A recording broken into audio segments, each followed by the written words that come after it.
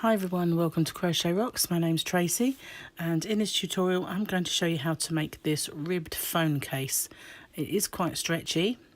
It's made with a foundation treble and front post treble crochets. That's a UK term, so it's foundation double and front post double crochet in the US. So it's nice and sturdy. You might remember the previous one I made was quite had a lot of drape. It's quite a floppy one, but this one's quite sturdy. It is quite thick, but I think it looks really nice and keeps its shape well. Now these particular ones I've made for larger phones. I've got an iPhone 8, which is not a large phone. This one is a broken iPhone 7, which was quite a large, the bigger one, and that fits in there quite easy. This is an iPhone X, belonged to my son. It's quite a big phone, and that fits in to this one quite easily. Now, I did make this one slightly larger, but because it is stretchy, this phone does fit in there easily as well. It just kind of stretch around it. So you can use, I think I used, how many chain did I do for this one? I think it was 25, and for this one I did 28. So as it's for a large phone, I'm going to do the 28 this time, and I'm going to make it with this King Cole Glitz yarn that you might have seen on my tutorials before. I made a pair of fingerless gloves with this. It is very glitzy. I'm hoping it's going to show up really well. I'm going to use a 4mm crochet hook and a darning needle, and I have a pair of scissors handy. So if you haven't already, then please subscribe to my channel. There's a little thingamajig down here just to hit the subscription, and if you just hit that notification bell as well, you'll be informed when there are new tutorials. Do have a lot of live chats and all sorts of things. I've got quite a lot of giveaways that go on my channel, so check that out. There might be some at the moment. So to do this, I'm going to leave a fairly long tail because I'll use it to sew up. There'll be this little tiny bit here, kind of just a very small amount to sew up, and it just seems logical to leave a tail. So you do a slip knot however you normally would do it. I do have a tutorial on the slip knot and magic loop, magic ring. If you want to check those out beforehand, then please do. So once you've got your slip knot, we're going to make 2 chain, which is yarn over and pull through, and yarn over and pull through. Now we're only going to be doing 2. I'm going to zoom in just a little bit, so you might find it easier to see. So we're just doing the 2 because, pull my yarn out, this is the foundation treble crochet or foundation double, and we yarn over and we're going to go into that very first chain that we made, not the one on the hook, that doesn't count. That loop there is the first, and that one's our last. Well, you know, that was our first one, that was our second one, but from the hook we're going into the second one. But we're going to go into 2 loops. It's important that we go in to the 2 loops. You need to make sure that you can see the 2 loops on your hook, and the reason being the foundation row will be quite baggy if we don't go through both loops. So we're going to, it didn't quite look right. I think my yarn's getting in the way. There we go, because the tail's so big. So we're going to yarn over and we're pulling through just 1, and then I like to hold that one while I complete my treble crochet or double in the US. That's yarn over, pull through 2, yarn over, pull through 2. So now this here is the chain we've created. So we're going to go into that one and we're going to go through 2 loops. Make sure that you go through both of those loops, yarn over and pull through. So we've got 3 on our hook again, yarn over and pull through 1, hold on to it, yarn over, pull through 2, yarn over, pull through 2. And we're just going to carry on like that until we've made 20, let me see, where's my piece of paper? I wrote it down. 28. We need 28 of these foundation treble crochets, and just ease that second loop over with your finger if you have to, because it does make all the difference if you go through the 2 loops in your first chain. You don't have to hold it, but I like to, because then I can see it very easily where it is. And sometimes when you're making it with yarn that's like this, it can be pretty difficult to see, or this one even, because each strand has white with it, so it can be hard to see. So I like to hold it, and then I can see exactly where it is, where I've done it. So we complete the stitch, go into that chain through the 2 loops, and complete the stitch. So through the 2 loops, just gently push it on with your finger if you have to, fingernail, if you have any. Just pull my yarn back. So we go through 1, and then complete the stitch. So you see that stitch there looks a little baggy, and sometimes if you don't go through the 2 loops, then they'll all look like that. So it's important that you see that you've gone through the 2 of them.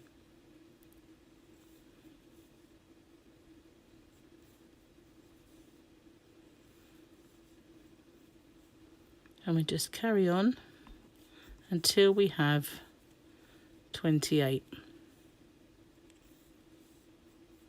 If your phone is a slimmer phone and you want to make 25, then that's fine. But as you saw with these 2, they're both made, one with the 25 and one with the 28, but they're not too dissimilar in size, because they really do scrunch together. But they both take both phones, but some people like a little bit more room, and some of the phones now are very large. They're like little mini tablets, some of them. I've never really had a huge phone. I think they're quite heavy to hold. Having said that, that quite large one there that was my son's phone's very light. Was a bit surprising. Gone through 2, yes. So we just carry on like this until don't worry if they don't look completely uniform. It does tend to right itself when we do. It's not gone through 2. Can't really see it too well. Sorry, moving about. That's it, gone through 2 now.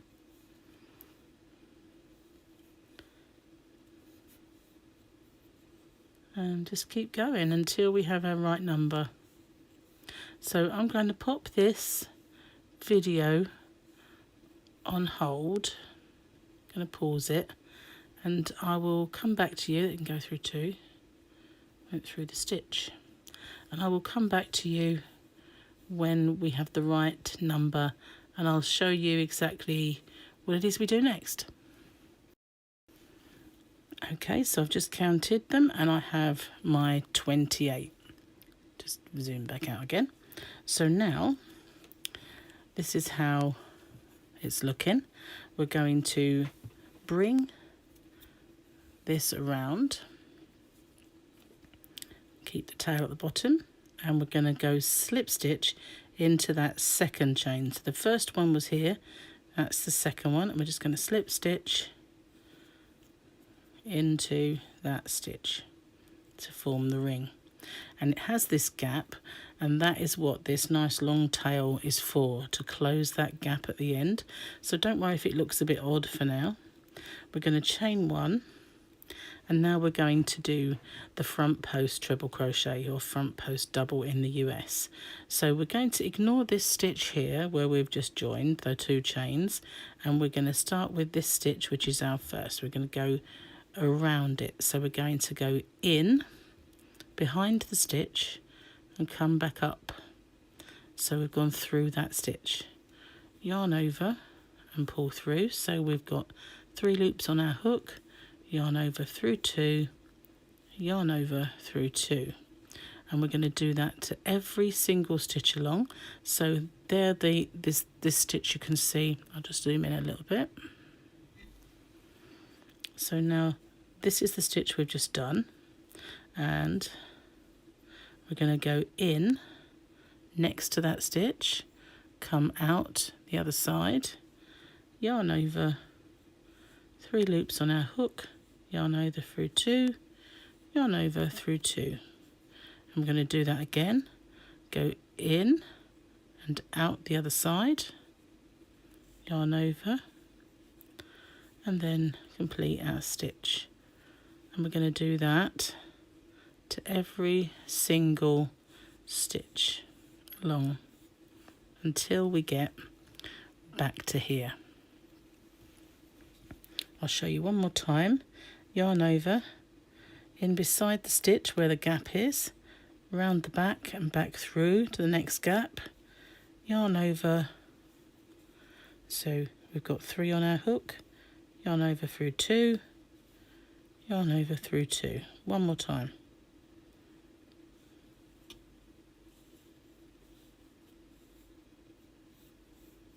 Okay, so now I'm just going to pause this video and I will pick up with you again when I get round to here, and I'll show you what we do next. Okay, so I'm almost back. Got a couple more to do. So I'm just going to go into that one.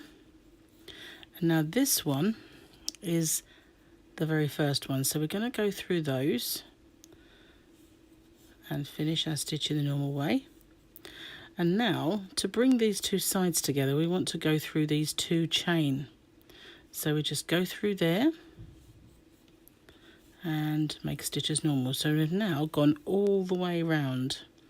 So instead of, it does look a bit wonky, but it won't be, because at the end of the day we're going to pull this down. So that's fine.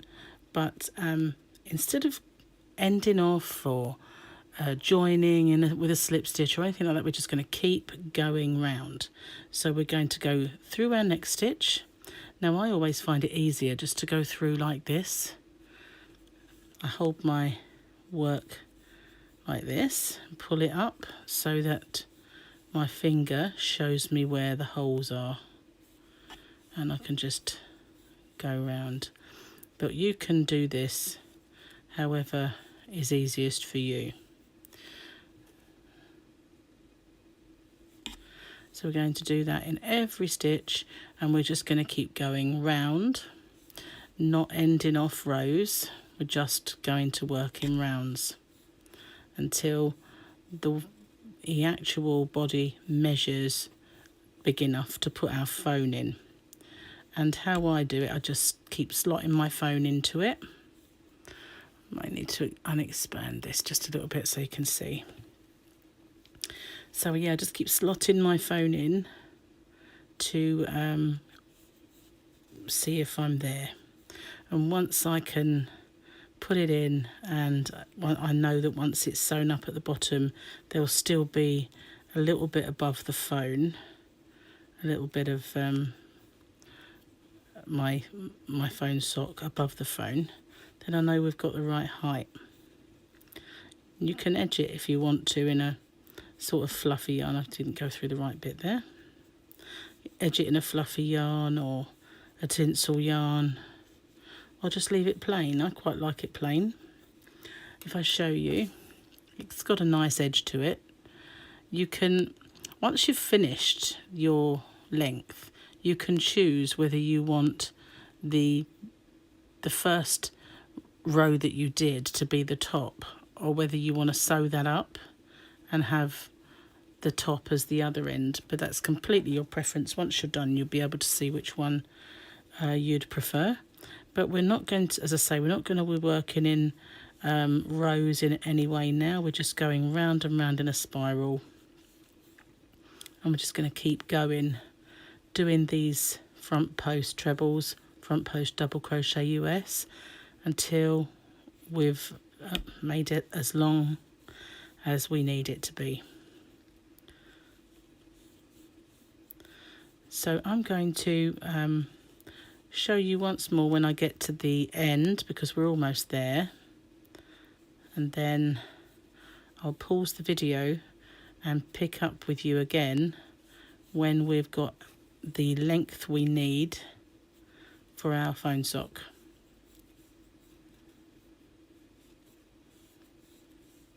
I just find it easier to slot in like this rather than going through.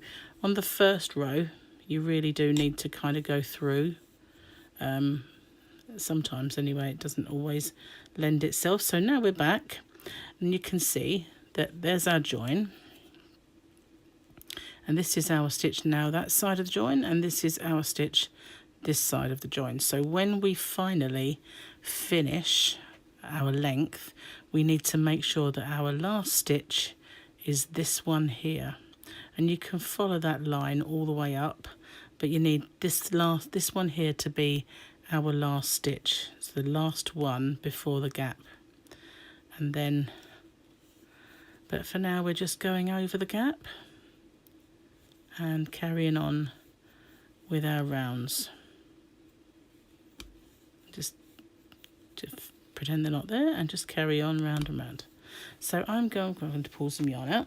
I'm going to pause the video, and I will catch up with you again once our phone sock measures large enough to put the phone in. So I'll put it on pause now, and I will see you once it's done. Okay, so here it is. We've got this. See, it looks quite slim now. It doesn't look like a big wide one at all, but it's, if you put the phone in, you can see it does fit quite nicely in the phone. And once we've got it in, there is clearance so that it's all completely enclosed. So now you just decide which end you're going to have the top and which end you're going to have as the bottom. So let's take the phone out. And I quite like this side here as the top. You can do it the other way around. I think with the other one, with this one, this is the bottom. You can tell because there's a longer lip, so you might want to do that then. If this is the bottom, mine just doesn't look like it's got a long lip anyway, but I kind of like this one, so I'm going to have this as the top. So what we do now, oops, is end off here.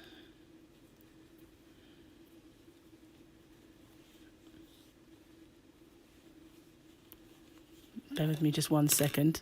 I've got my phone's ringing. Sorry about that. So yeah, we're going to end off here, but we're going to leave a very, very long tail. I'm going to make my loop large because I don't want it to unravel. And now I'm going to turn this phone sock inside out and pull my yarn through. Doesn't matter about that too much.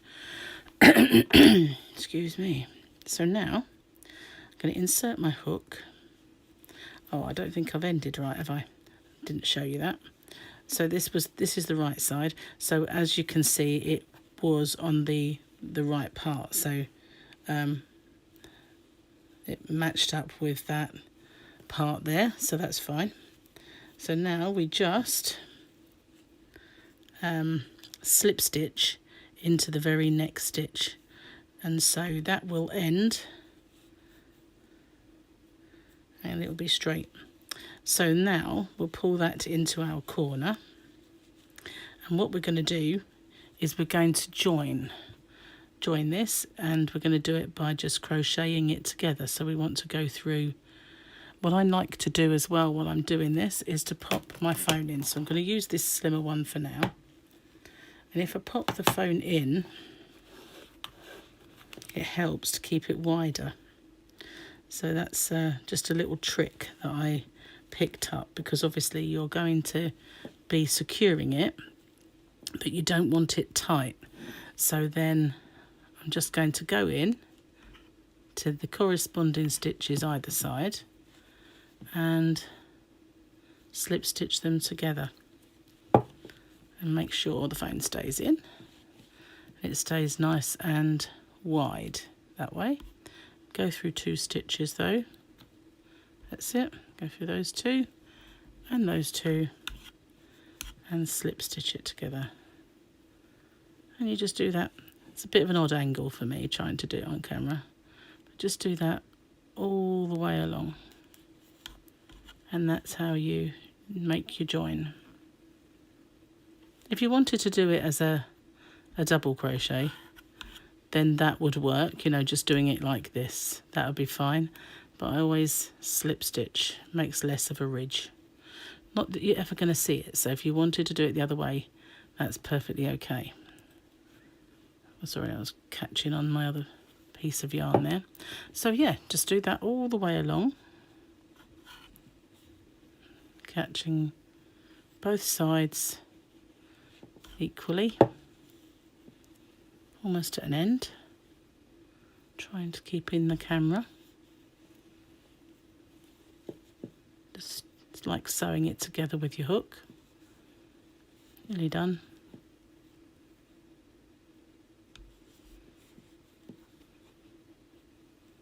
I think that'll be it, the last bit.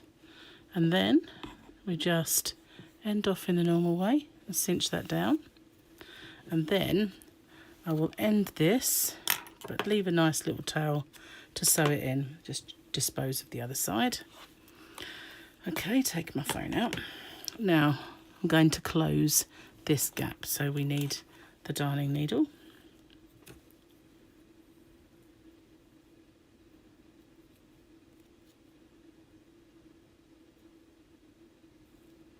And we're just going to sew these 2 ends together.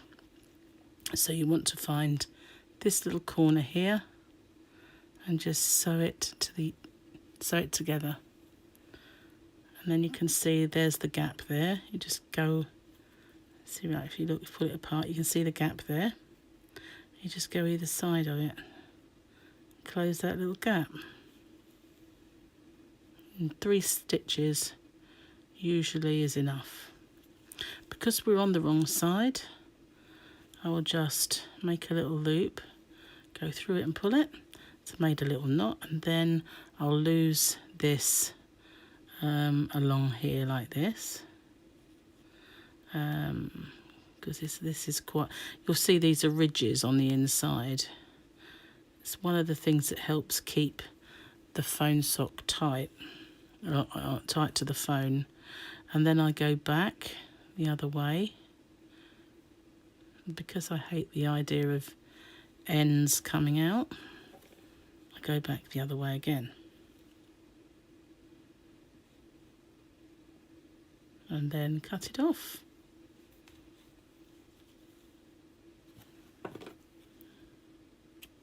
Then we just need to get rid of this one, so this ending.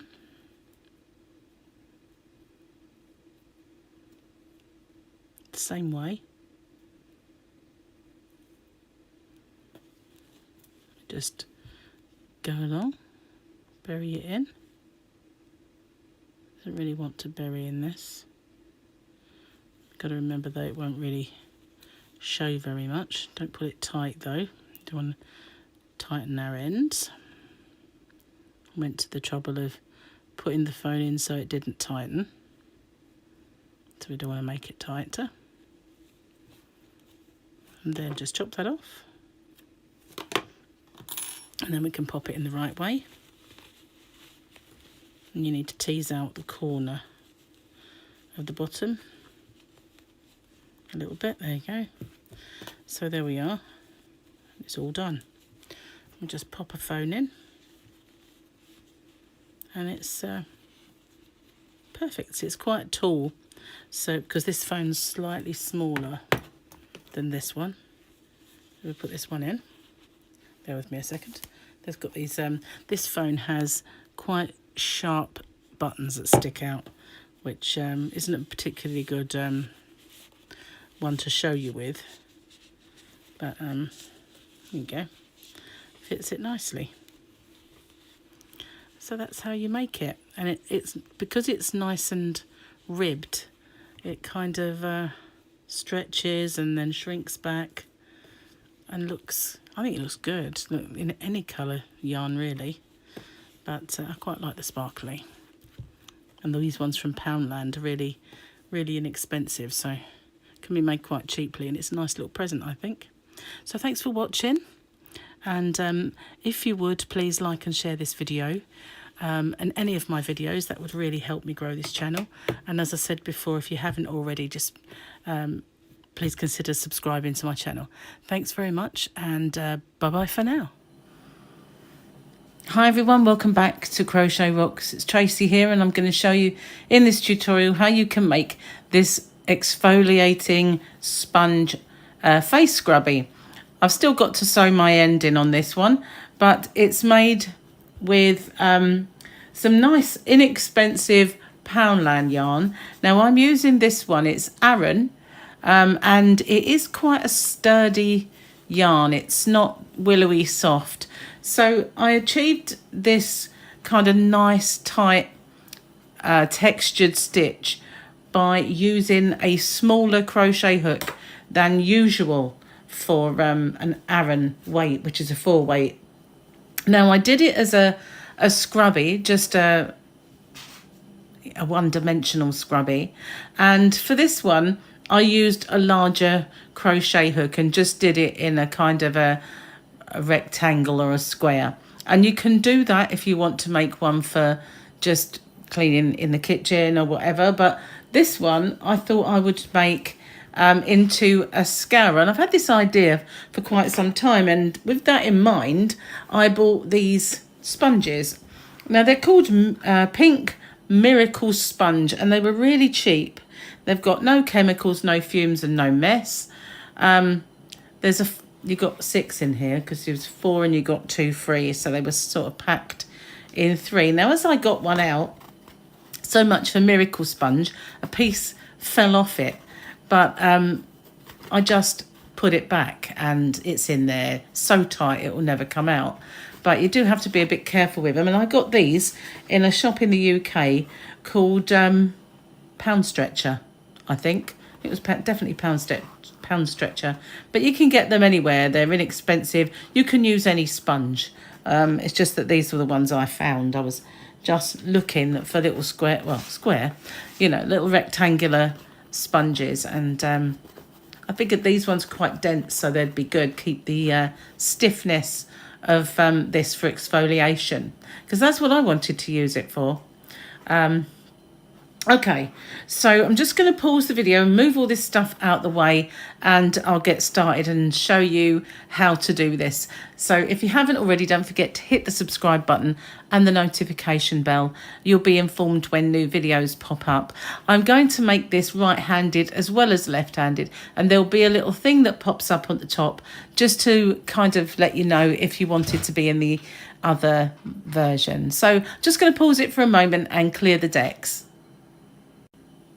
Okay, so I've made one side already, and where is it? Here it is. So I've got one side at the ready, and I'm going to show you how to make the other side, and then we're going to put them together and put the sponge in. So this is what it will look like. I'll put that to one side. I'm going to open my yarn. Now, for this particular tutorial, I was fiddling around with different stitches, and I kind of come across this one, and I thought it would be really good as an exfoliating scrubby because it is quite abrasive. The texture makes it quite good, and I know how much people, especially people across the pond, love a scrubby. But you can use this one in the kitchen, or you can just use it for washing in the bathroom. So it's kind of very versatile, this particular one. Okay, so to start off, you'll want a slip knot, and we're going to chain 16. So we're going to have 15 stitches, so that's 15 plus 1. We're going to have 16. Now, we don't want the chain to be really tight. I know I'm using a 4mm, which really is quite small for a 4-way Aran. So I'm going to just make sure they're not mega loose, just not tight.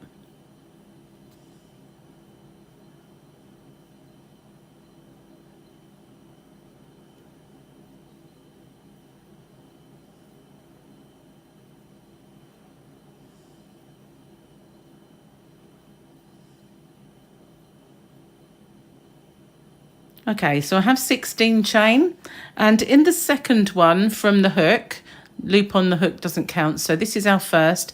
In our second, we're just going to insert the hook, and we're going to do a UK double crochet or a single crochet in the US. So we're just going to yarn over and pull up a loop, and we're going to yarn over and pull through both of those, and that we're going to do in every single stitch all the way along every chain. We're going to just do a first row to start us off of UK doubles or US singles. That's one in every single stitch all the way to the end. So I'm going to pause it for a second, and I'll catch up with you when I get to the last stitch. Okay, so I've got one more left. Just going to go in there, finish off.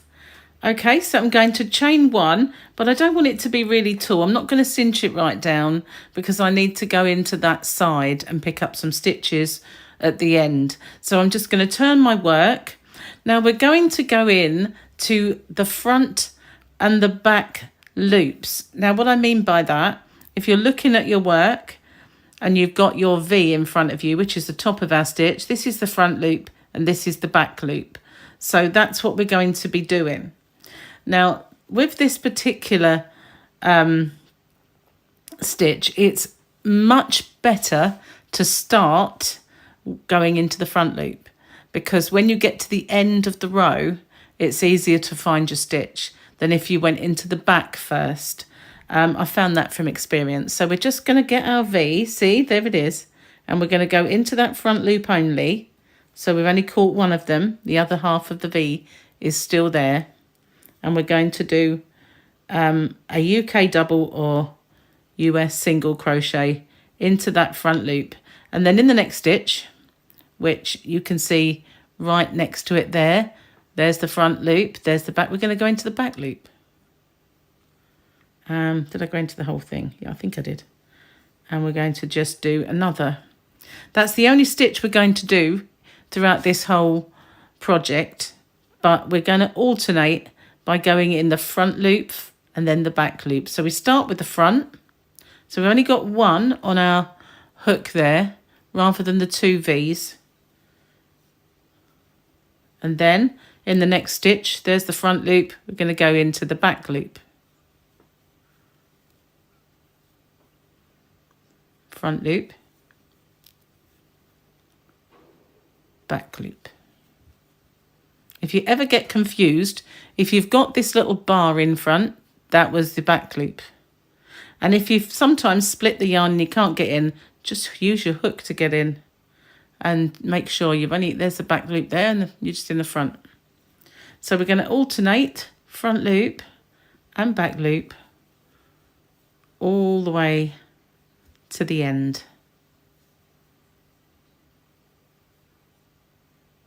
I got my look stuck then. It's only because I'm on camera. Didn't happen when I wasn't. So there's the front loop.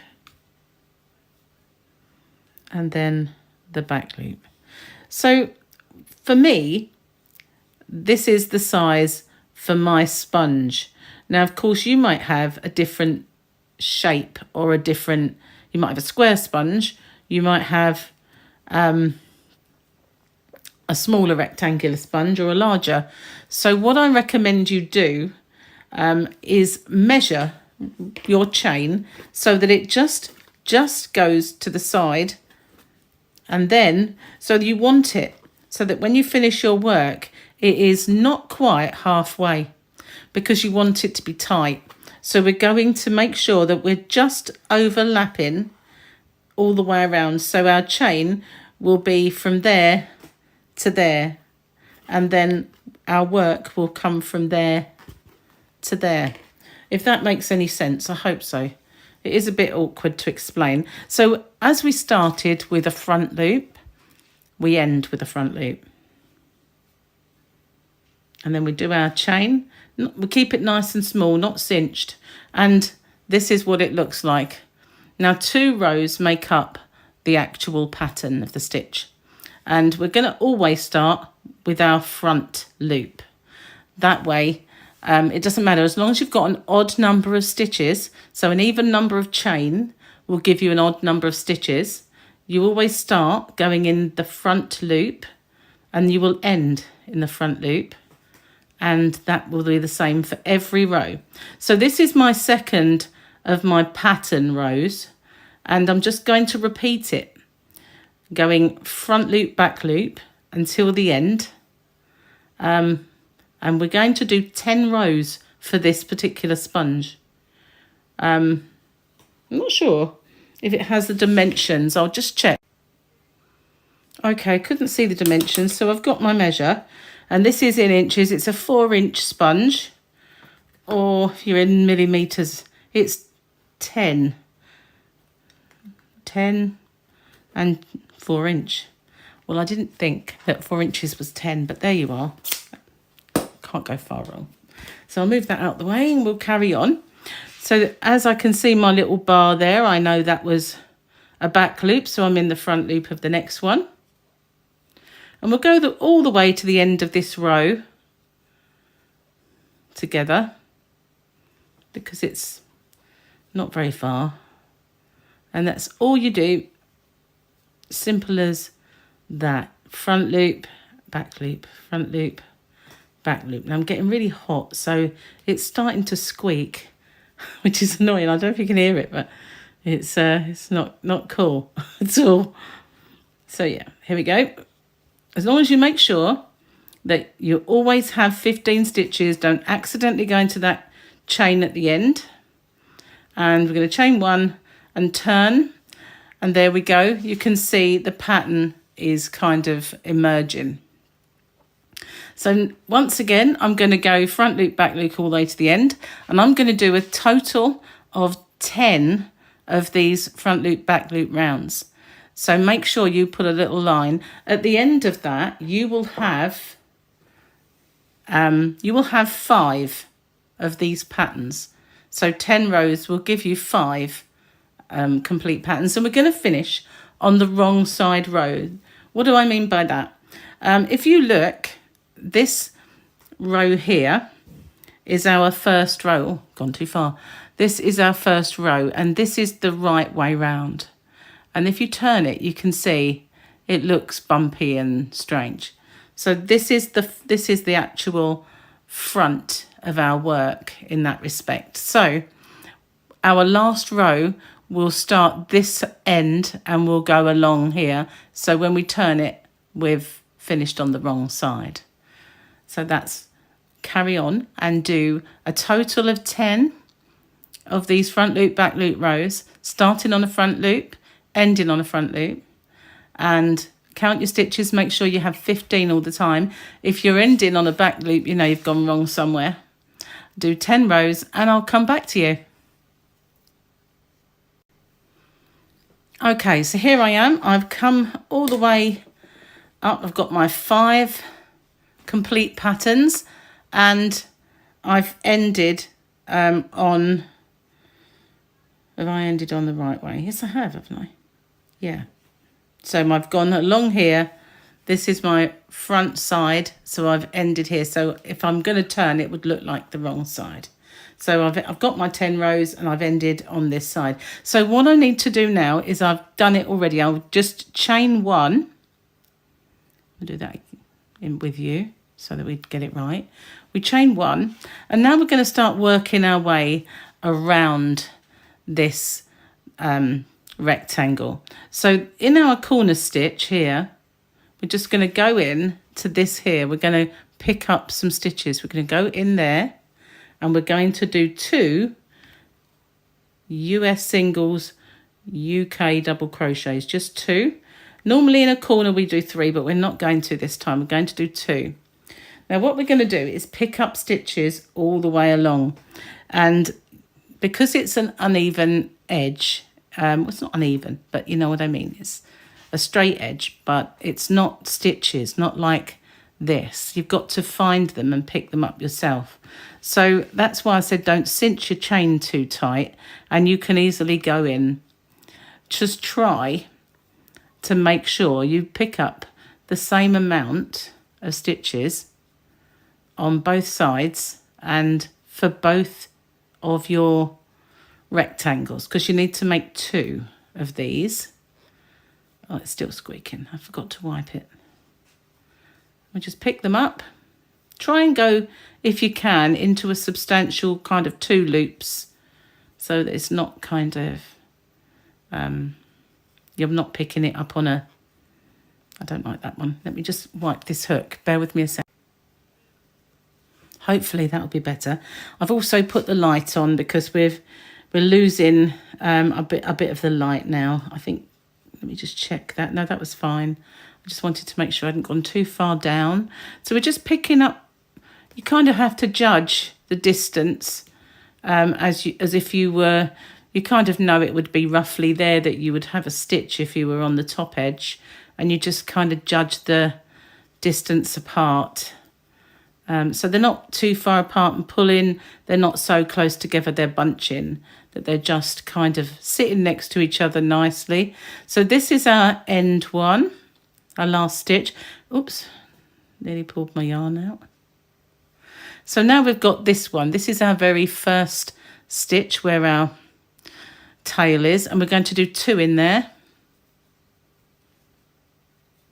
just like we did 2 in the other corner. Now I'm going to work over the tail, less sewing, always a fan of that. So now we're on the bottom edge, and these are our bottom chains, and you can see each stitch is not the same as the top, but you can see where it is. So it's just easy to go in and pick up along this edge. You can see the V going down kind of thing, and you just, now it's up to you whether you're going to the 1 loop or the 2 loops. I like going into the 2 loops. It does make this kind of hole, but that's fine. It's not, it doesn't pull any wider.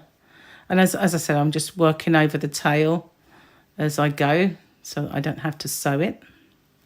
You have to sew the very last one, but that's all. Okay, so I'm almost at the end.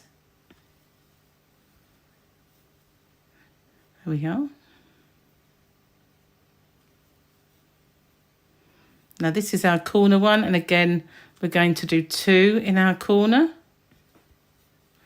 and then we've got to pick up along this edge, just the same as we did on the other side. And strangely, they ought to be the same, but one edge is always easier for me to pick up along, which is very odd. I'm going to pause it now because I think it might be a bit boring for you just watching me do this again. So I'm going to catch up with you when I get to this corner. Okay, I've got to the corner.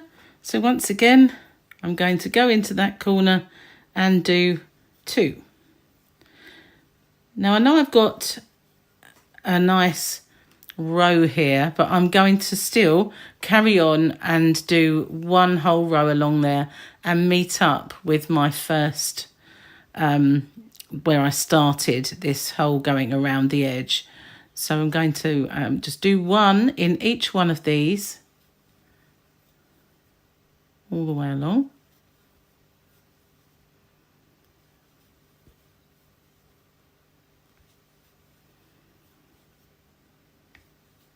Nearly there.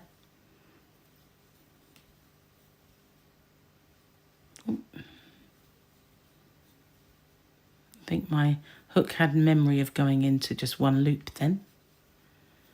Okay, nearly there. Whoops, take the hoop with you.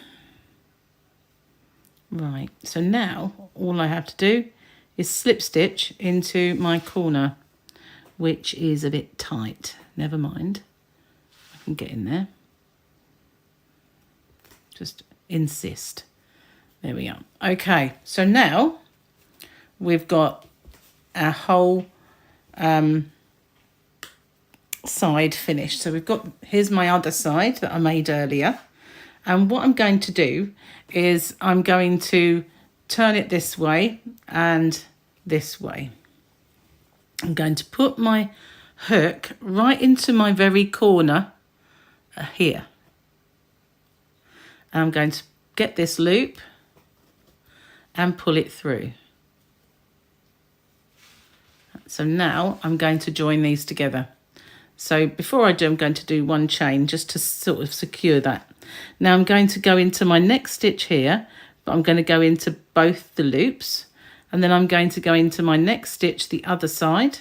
I'm going to yarn over and pull it through, and then I'm going to do a slip stitch. So just pull that through. But oh, I went off camera. Sorry, I didn't. I'll do that again. I'm not used to this. I've just got a new thing I'm recording on. So yeah, I'm going to go into that one, pull up my loop and make it a slip stitch. But don't make sure whatever you do, these slip stitches are loose.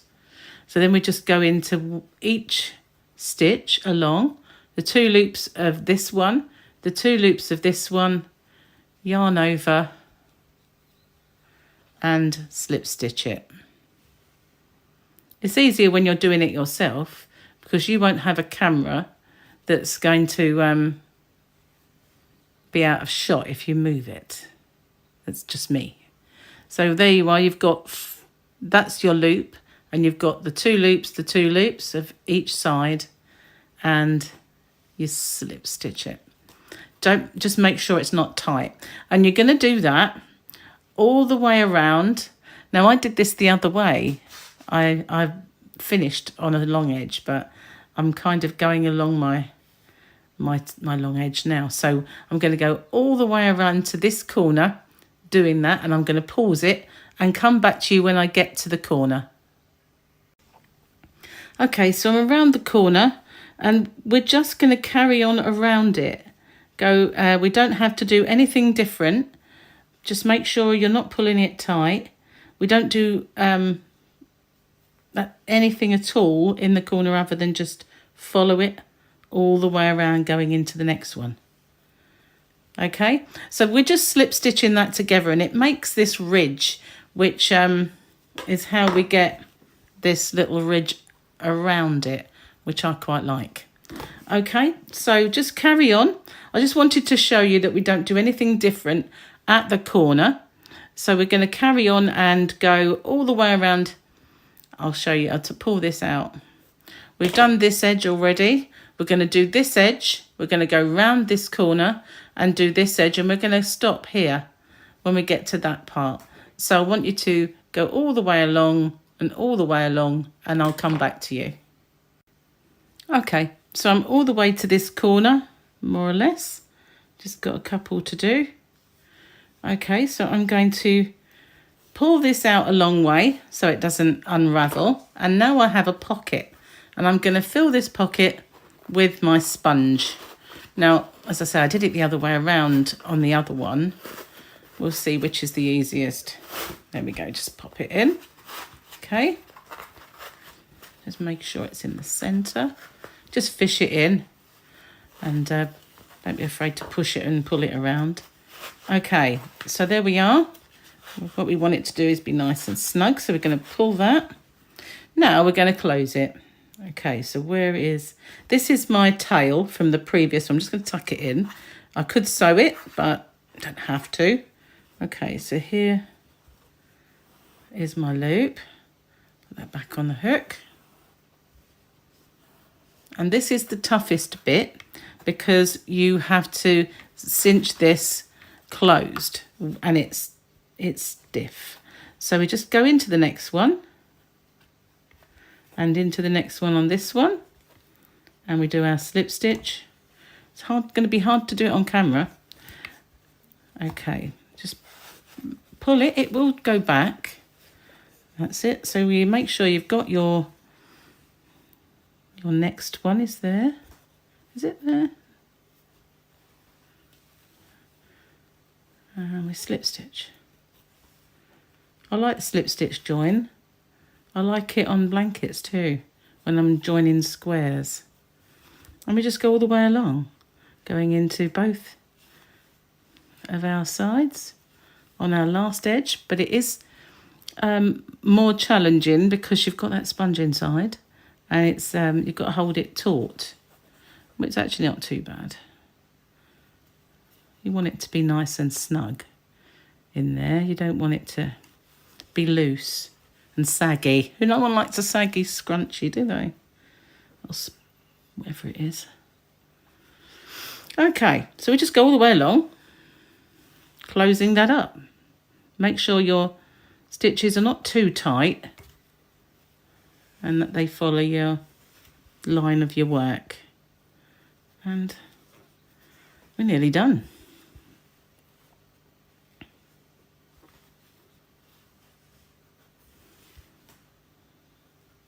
It's easier when you can hold it not like this, to be honest with you. But never mind. Could be worse. Almost there. Try not to knock the camera over. Okay, we've only got about, there might be just one stitch left. Trying to get into both sides. Just push it in with your finger if you have to. Right, so there we are. Now I'm going to just slip stitch into that first one. There we go.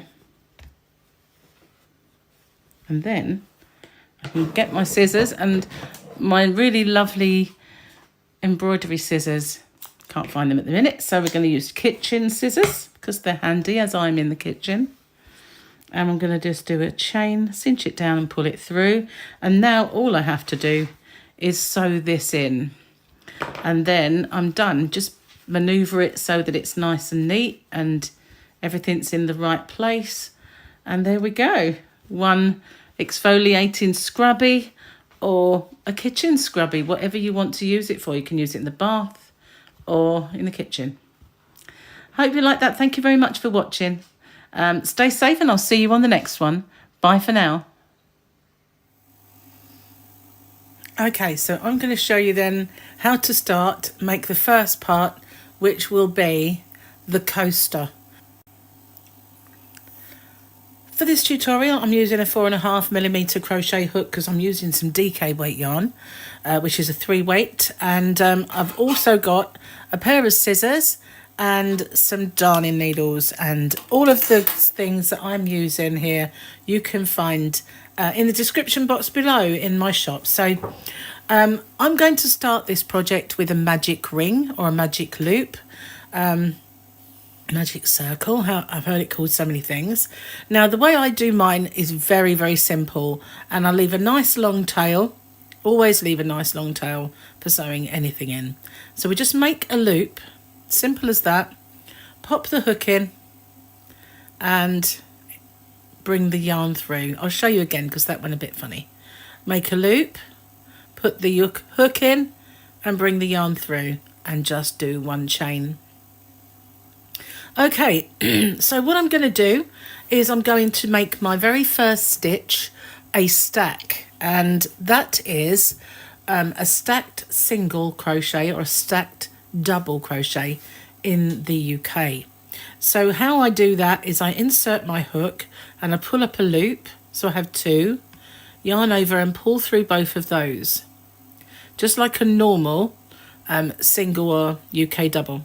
And then this little loop on the side there, I'm going to insert my hook into there, yarn over and pull up a loop, so I have 2 on my hook, yarn over and pull through both of those. So that gets me up to the correct height for the stitch and also gives me 2 loops of my first stitch to go into.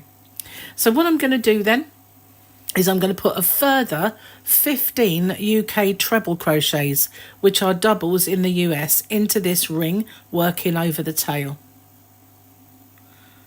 So I'm just assuming that you know how to do these stitches. I do have a total absolute beginners course, which if I can remember, I will put a link to at the end or into the description box. So I have a total of 4. I'm going to pause the video and I will come back to you once I have done them. The only reason I'm pausing it is I'll lose count if I'm talking, and it's a bit boring to just watch me do all of those without sound. Okay, so I'm just hooked my yarn. Bear with me a second. Tangled up. We're just going to go into our very first one. So there you go. At the top of the stack we have our nice 2 loops to go into. I'm just going to join with a slip stitch.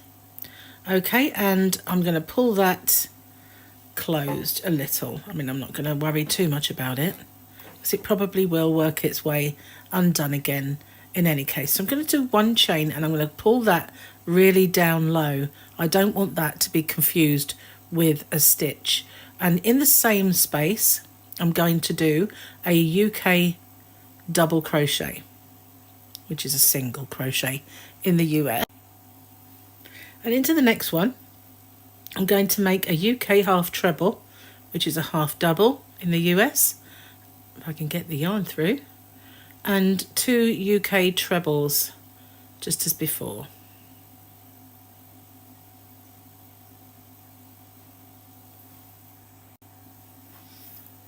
And in the next stitch I'm just going to do 2 double trebles. Okay, so in the US they're called trebles, and we just yarn round twice before we pull up our loop, and then we pull through 2, through 2 and through 2.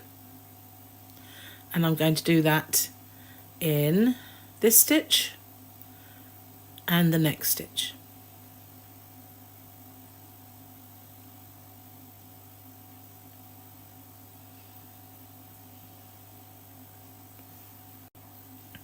Okay, if you wonder why I pause it, it's because I've just got to watch what I'm doing. I've written the stitches down, and so in this we're going to mirror what we're doing around here. So in this next stitch we're going to do 2 UK treble crochets or doubles, and then 1 half treble, and then in the next stitch a UK double or US single. So we've got this kind of curved part.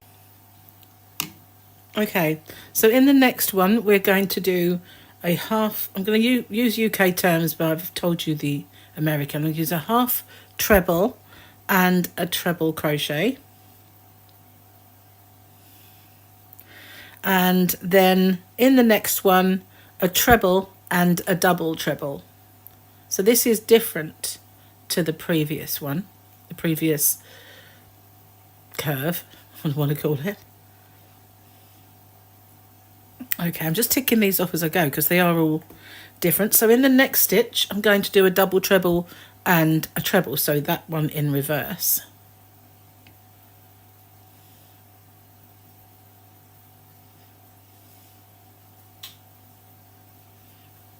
And then in the next one a treble and a half treble.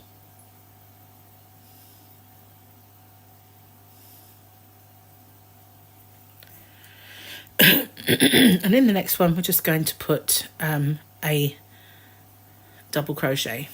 So we have our curves appearing, and now we're going to do the same one as this again. So a half treble and 2 trebles in this next stitch.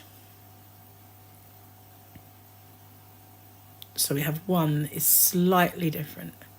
Right, just going to tick these off as I do them. And in the next one we're going to do 2 double trebles,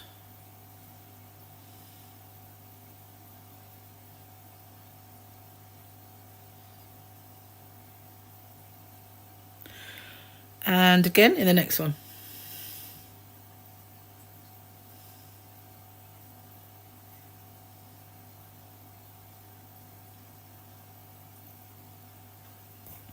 And in the next one, 2 trebles and the half treble. So we're coming back down as we did here. So it's 2 UK trebles and 1/2 treble. And then in the next one, a single US double crochet UK, and then we're going to slip stitch into our first one. Okay, and we're going to end off this colour.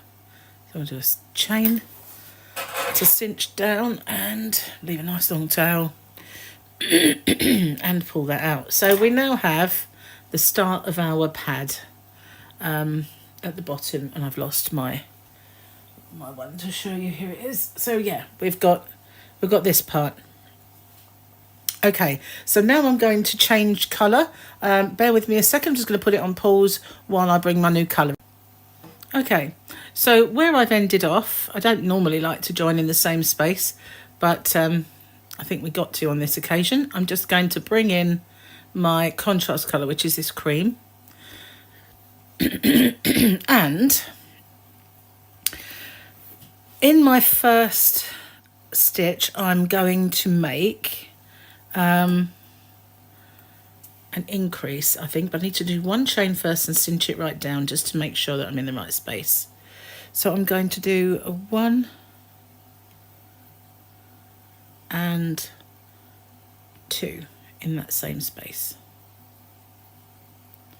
And I just need to tick these off as I've done them. And in the next stitch, I'm going to, in the next 2 stitches, I'm going to just put 1. I'm going to work over that tail there just to get rid of it. Got so many tails, I always work over them when I can. And over the next 5 stitches, what we're going to do is increase. So we're going to put 2 in each one.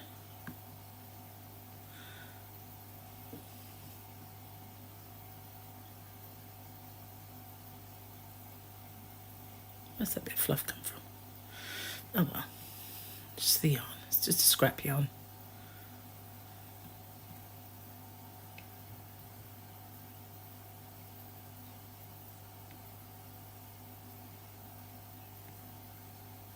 Oops. That's because I was looking at my pad and not what I was doing. I think now in the next 2 stitches, we're just going to put 1.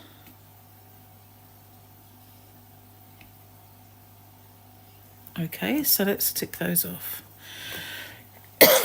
Excuse me. Now, over these next 3 stitches, in 3 stitches, we're going to do a double crochet 3 together, or obviously single crochet 3 together. So we're going to go in. I won't work over this. I'm going to cut that off now that I've worked over it a bit, and we'll get rid of it and it won't be confusing anybody. Okay. Okay, so we're going to go into the next stitch and pull up a loop, into the next stitch, pull up a loop, and into the next stitch and pull up a loop. And we're going to yarn over and pull through all 4 of those loops, and we have now put those 3 stitches together. So over the next 6 stitches around this curve, we're going to increase in each stitch. So just the same as before, doing 2 in each. So what I'm going to do is, that's a little boring and I will lose count if I do it out loud, I'll annoy you. So I'm going to just do that in the next 6 stitches. So I've done 1, I'm going to do 5 more with an increase, and I'll come back to you. Okay, so I've increased all the way around that curve, and now, just as I did here, I am going to put those 3 stitches together. So I'm going to double crochet 3 together, or single crochet 3 together. There we are. So we're kind of making that at the end of our curve. And now over the next 2 stitches, we're just going to put 1 in each. And now we're back at a curve again. And so we are excuse me, I'm going to do, over the next 5 stitches, I'm going to increase 1. So I'm going to put an increase in the next 5, just the same as I did around here. So we'll go 1, 2, and again I'll pause it and I'll come back to you once I have done the rest of those. Okay, so I finished my 5. I'm going to just do 1 in the next 3.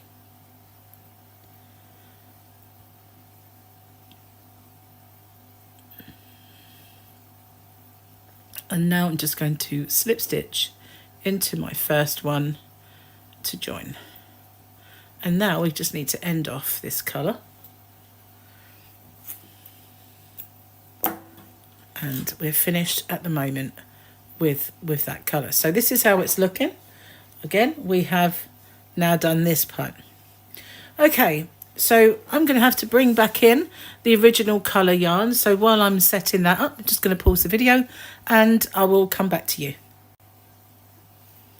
Okay, so with our work looking like this, we need to find this join here, this treble 3 together, sorry, double 3 together, where we did that. So that's where we need, this is where we need to kind of join, and we're going to count back 3. So there's our 1, 2, and this is where we're going to join. Okay, so we're looking for the one on this side, because this side was slightly different, so it's definitely this side that we need. And you have your double 3 together followed by an increase. Okay, so we're going to join our previous colour to that stitch. I chose yarn that splits very nicely, don't I, really? There we go. So we're just going to bring that in.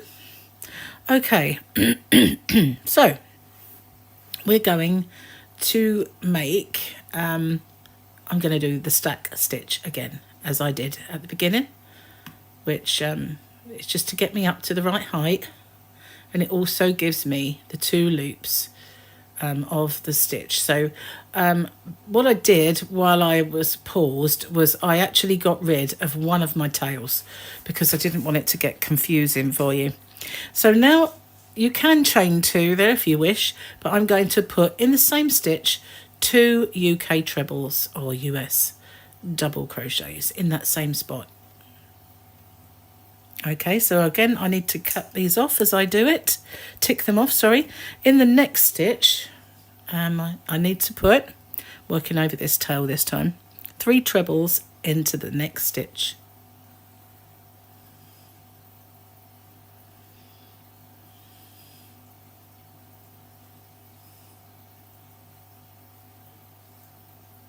Okay, so now we're going to skip 3 stitches. I'll just drop that tail now. 1, 2, 3. And in the next stitch, we're going to put 3 trebles. So there's 1, 2, 3 into this stitch.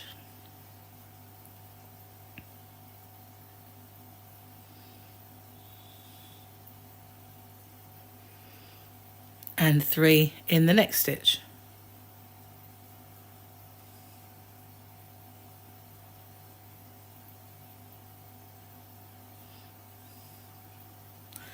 Okay.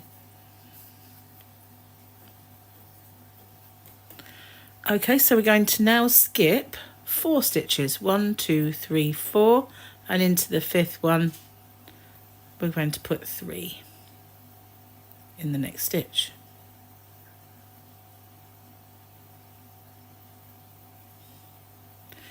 And again 3 in the next stitch.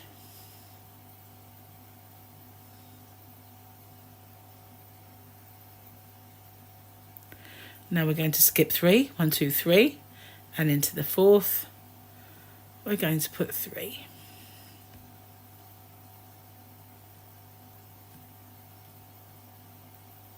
And in the next stitch, you guessed it, we're going to put 3. Oops. Excuse me. Okay, so now we've completed this row and we're going to turn our work. Okay, so we're going to turn our work and we're going to skip the first 2 stitches, and in the third one we're going to put 3 UK trebles or US doubles. 1, 2, 3. So there we go. We're now making the other side. Whoops. The other side of the pad. I've got too big a loop there. Hang on. I didn't go according to plan.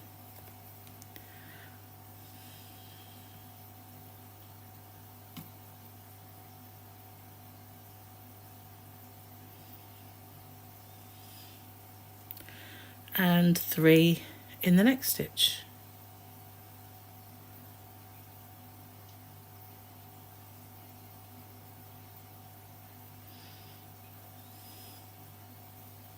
So we're kind of making that circular.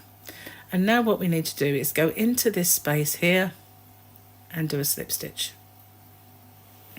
And we're going to skip the 2, and in the middle stitches again, we're going to put 3 and 3.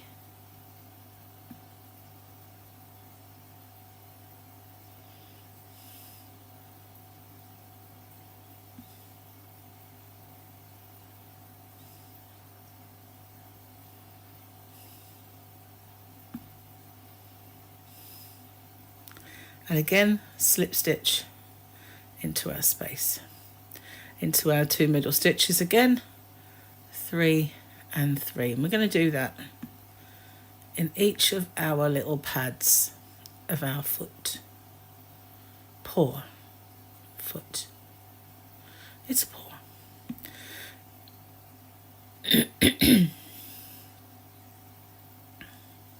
A slip stitch again. Skip 2,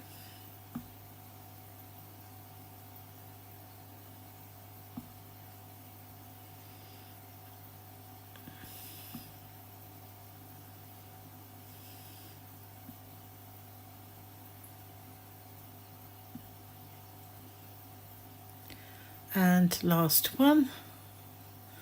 Okay, so now we need to find our top of our stack, which is why I like it so much, because it's so easy to find. And we slip stitch into there, and now we're going to end off this collar. And this is how it's looking. So here we are. We've now done this bit. So obviously we're going to bring in our contrast colour again, and while I do that, I'm just going to pause the video, and I will come back to you once I've done that. Okay, so now this is what it looks like, and we are back working at the front of our work, and we're going to join here at this very where we're joined, where the new pads are joined, if you know what I mean. So we're going to bring in our new colour, or the old colour, excuse me, and, oh, too many tails. I'm not a fan of tails. So what we're going to do then is we are going to, along this starting part, we are going to make 2 stitches. So we're going to just do UK double crochets or single in the US. So we're going to do 2 up that stitch. Now we're at the top. Okay, so we are going to do 1 in the very top stitch.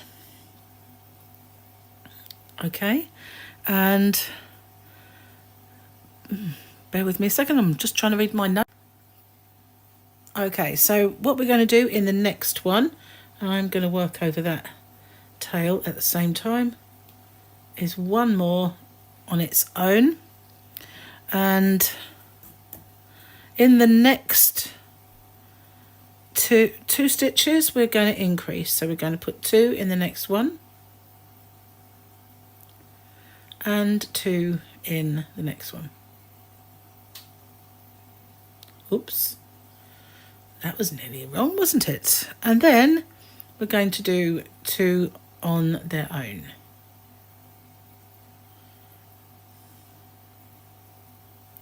I'm going to get rid of that now because I find those tails just get in the way when I'm trying to show you.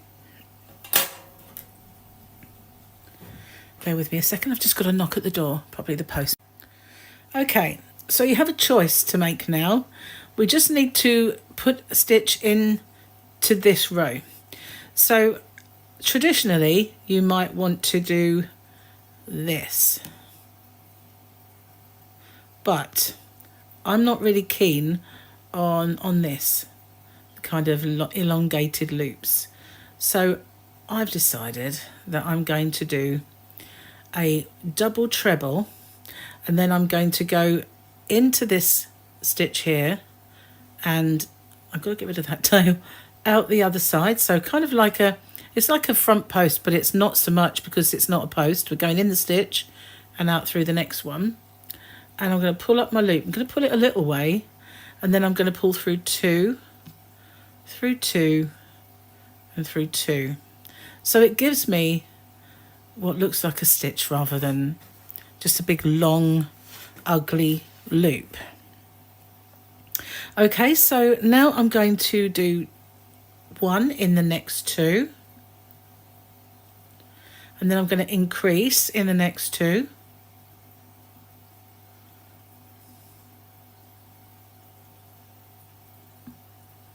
and one in the next two. And then we're going to do that long stitch again. It's just in one side. It's not plain ball this time. I've gone between it, that's why. Just choose the middle one. Out the other side. Pull it up a little way. Through two, through two, through two. It just looks a little neater, I think.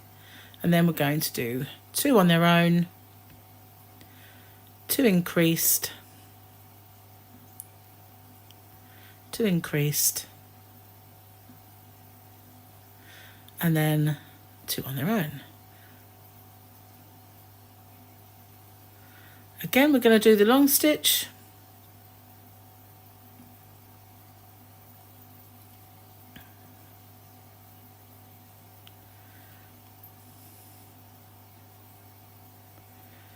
and we're going to go into the next one. Just bear with me a second. Sorry, I had to cough. So again, two on their own, two to increase,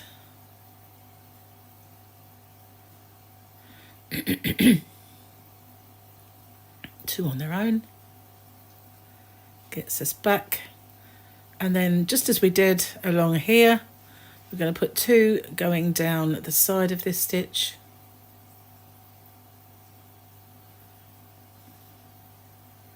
just try and get it through there.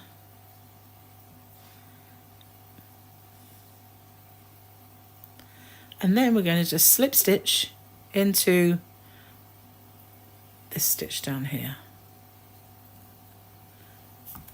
Okay, and I'm going to end off because that's one project with far too many tails, I know. But there we go, that's our coaster. Hi everyone, welcome back to Crochet Rocks. It's Tracy here, and in this tutorial I'm going to show you how to make my placemats and some tips because you'll need them along the way. So if you haven't already, don't forget to hit the subscribe button and the notification bell, and hopefully you'll be informed when new videos pop up. So this is a beginner friendly tutorial, but there are some tricky parts, so I will go into those. But I'm using this chainy cotton cake yarn, which I did buy just to sell in my shop, but once I started to kind of get used to it, there was a few colours that I absolutely fell in love with, and this being one of them. So I wanted to make a sturdy placemat, and I do intend to use a little bit of starch to stiffen them up even more, even though they are fairly stiff anyway. The beauty of this stuff is it's quite durable and hard wearing, and it's the retwist, so it's recycled, and it's the chainy cotton cakes.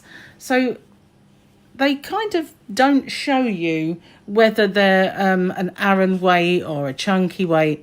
They don't tell you anything about that. The strand, I guess, if it was yarn, you would say could be a DK weight or an Aran weight. I've seen both kind of in that thickness, but it is more like, if you like, it feels like a little rope. So it is very, very sturdy. And what I really love are the way these colours ombre. So I decided to manipulate these colours in my placemat so that I would start and it would look just like this does. So it replicates it. Starting with the blue and then going out. So I have a bag of offcuts because I've made 2 of them so far. Now I would say you want to average 1 per cake. You do get lots and lots of offcuts, but there are some colours like this yellow that there is not much of, and I've chosen to do 2 rows of the yellow, and it really depletes what is on this cake, because by the time you get round to this part, it does take more to get round. Okay, so I've used a 4.5mm crochet hook. You'll need some darning needles and scissor, and I'll be back in a sec once I've cleared the decks, and I'll show you how to get started with this. Okay, so it is nice and easy to do a centre pull, and that's exactly what I've done with the other cake. And to start with, you'll need a nice tail, because when you're sewing in the ends, as this is really stiff and sturdy stuff, you do need a nice tail to actually get that sewn in. So I'm going to make a magic loop, and the way I do it, if you haven't seen it already, and I've done lots of videos and shorts about it, is I just make a loop, I pop my hook in, and I bring the yarn through the hoop and make 1 chain.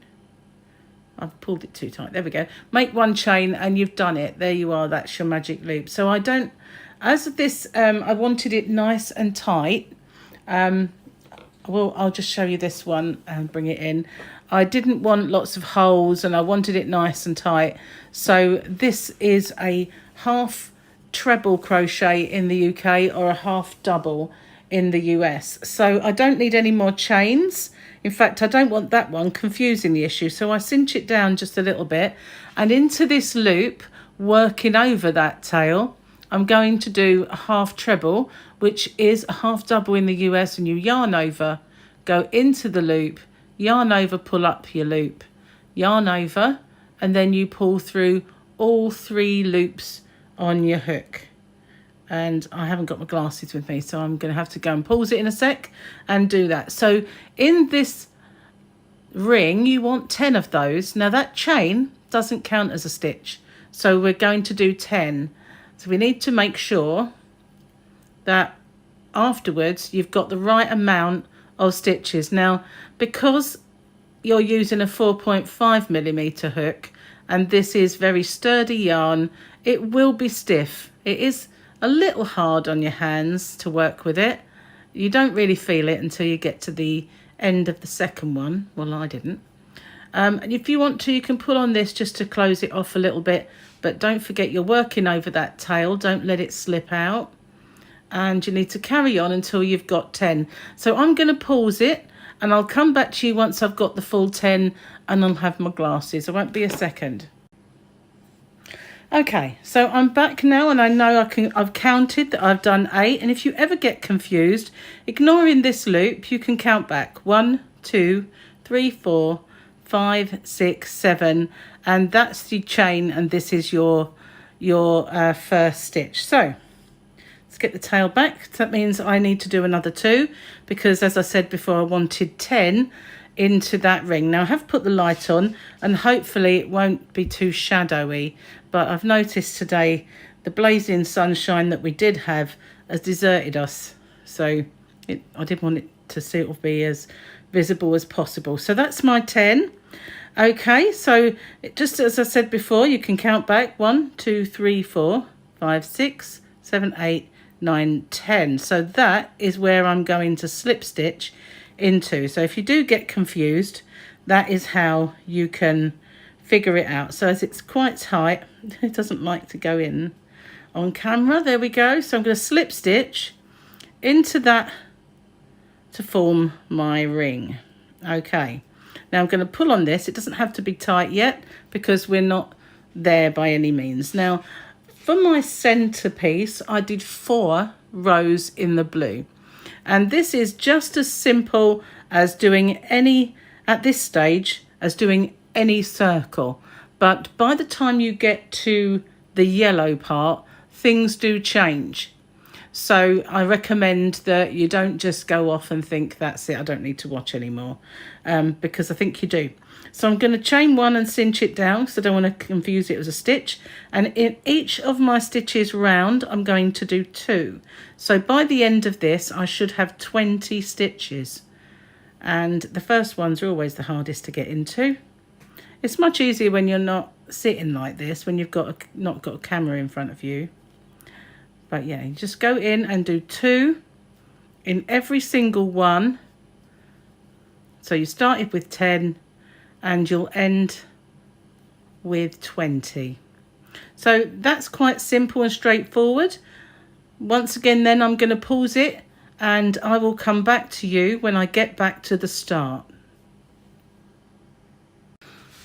Okay, so I'm all the way back round and I'm just going to insert into my first stitch just as before to make my ring. So this is what it's looking like, and don't worry about that center. You just need to give it a good tug and it will close up. There'll be no hole. Okay, so this next round we're going to, as I said, for the first 4 of, well, however many, until we change color, we're just going to do this as we would any circle. But because it is quite stiff and sturdy, you do need to kind of manipulate it a little bit differently. So normally speaking now, what we would do is do an increase in the first stitch and then a single one, then an increase and then a single, then an increase and a single, and go all the way around. So we're adding 10 to our tally. But if you're going to do an increase at the first stitch, it can make it a little bulky and hard to get into. So for this particular round, I'm going to start without the increase, but I do like to alternate. So if I start on the single stitch on this round, I like to do the increase as my first stitch on the next. But as I say, it gets a bit bulky. So at the beginning of the next round, I will show you how I overcome that. Just in case you feel like racing ahead, you might want to see that. So for now, all I'm doing is increasing in one stitch, and then in the next one, I'm doing a single one. And then I'm increasing in the next stitch, and then in the next stitch, one on its own. And that's what I'm going to do all the way around until I get back to the start. Now, because I started with a single, I will end with an increase. So I'm going to pause it and I'll catch up with you when I get back to that last increase. Okay, so I've made it all the way around and I'm just going to slip stitch into my first stitch to finish. Okay, so this is the last of the blue round, and for the next one we have an increase and 2 on their own. So as I said to you, I normally alternate starting with the double, the increase, and then the next round I don't. But that's with normal yarn. This is a little bit bulkier and stiffer, so I'm not going to do that. But I don't want it to take on a hexagonal shape, which is what it does if you increase in the same stitches all the time. So for this particular one, I'm going to do my first stitch as a single one, and then I'm going to increase.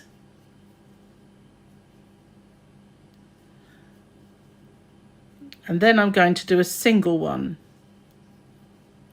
Now that is the same amount of stitches I would have had at the start had I done an increase and 2 on their own. So I just made sure it was the second stitch that I did my increase into instead. So I did a single, an increase and a single. Okay, so I've finished that particular section. So now I'm going to start the repeat, which will be an increase in the next stitch, and then 2 on their own.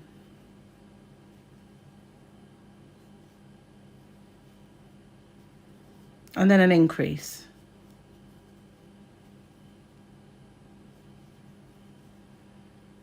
And just 2 on their own.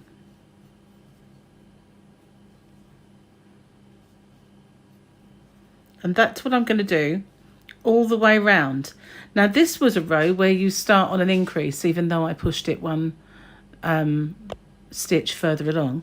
So you will end on a single, on one on its own, because this is the round that would have started with an increase. So I'm going to pause it now, and I'm going to continue to do an increase and 2 on their own all the way around until I get to my last 2 on their own.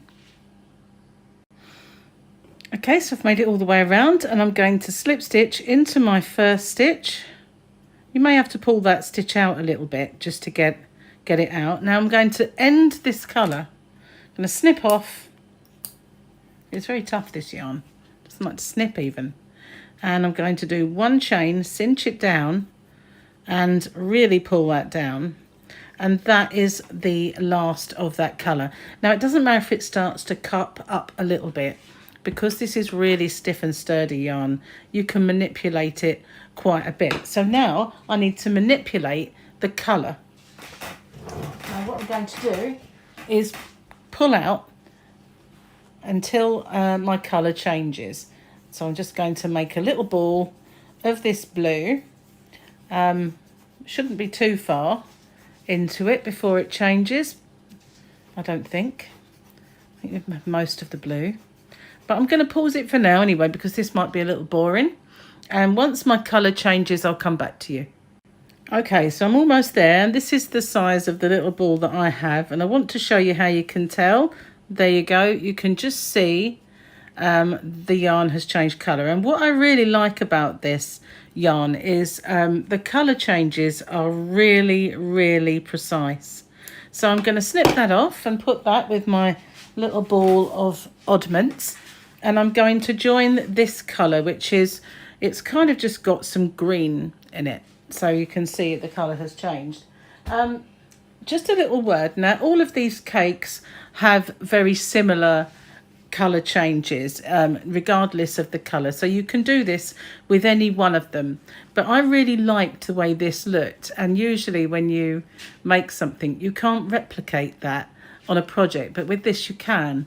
So I would just like to tell you that at the moment in my shop, hobbyrocks.co.uk, these are on special offer, and there is a shipping voucher also underneath the video for qualifying purchases. So there's a link to the shop, and these are on special offer, plus there's that voucher. So now we've got our new colour, I'm going to join it, but I'm not going to join it where I've ended off, because I don't want to work over 2 tails, making it bulky. Plus I can come over here, and what I want to do is join it where I've had, this time round I want to join it where I've had an increase.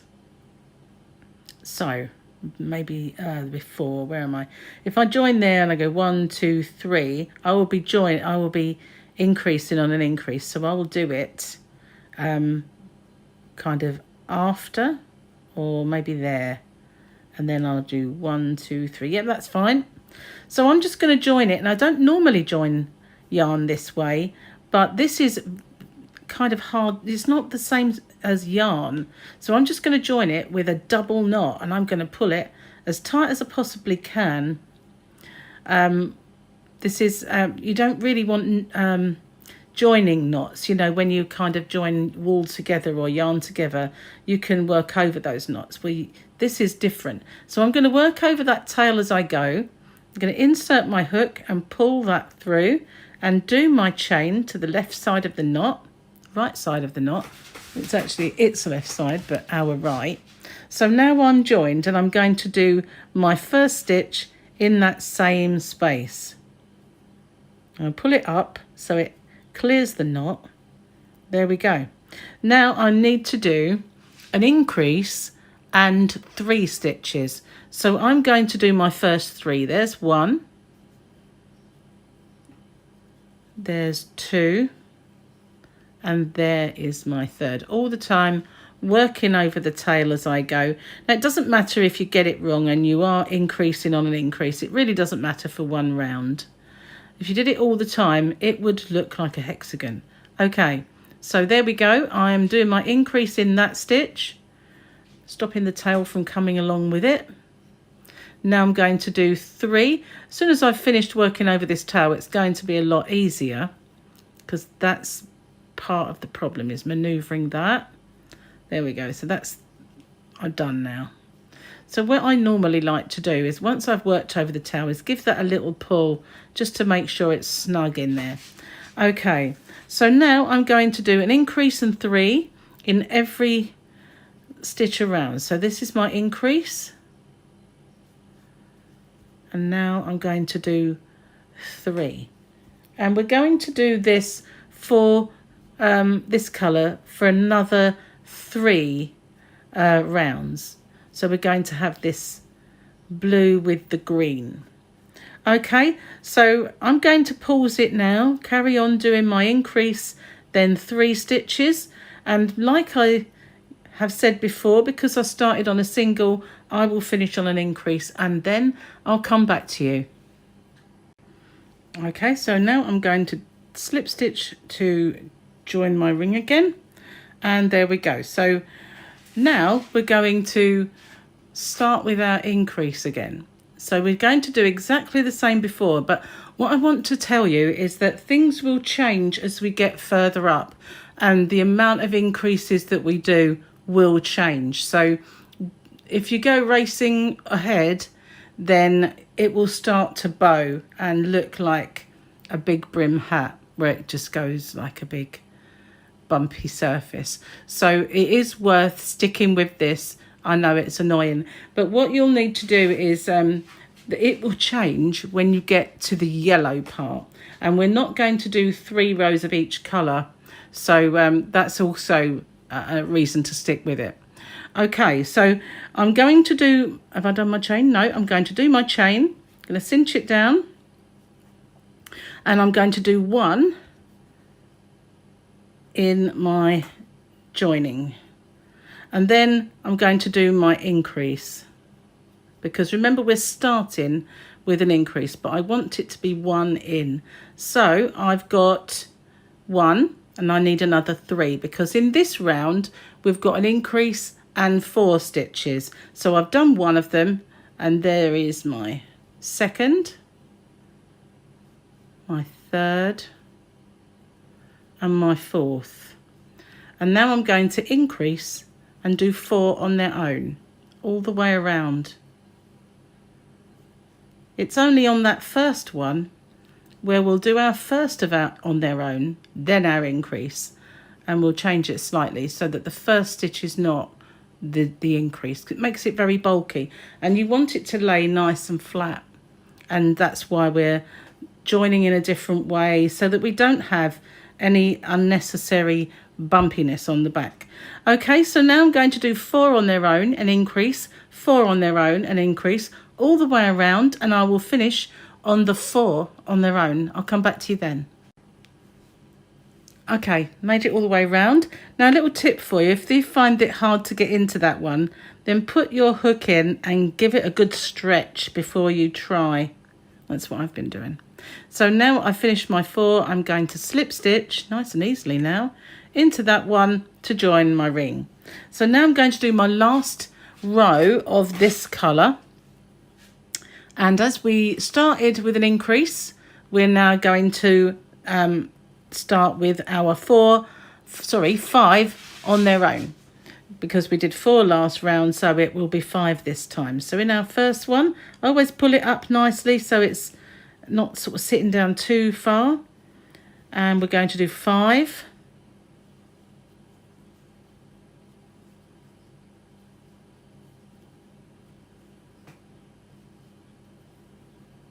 And then we're going to increase, and that's the repeat this round.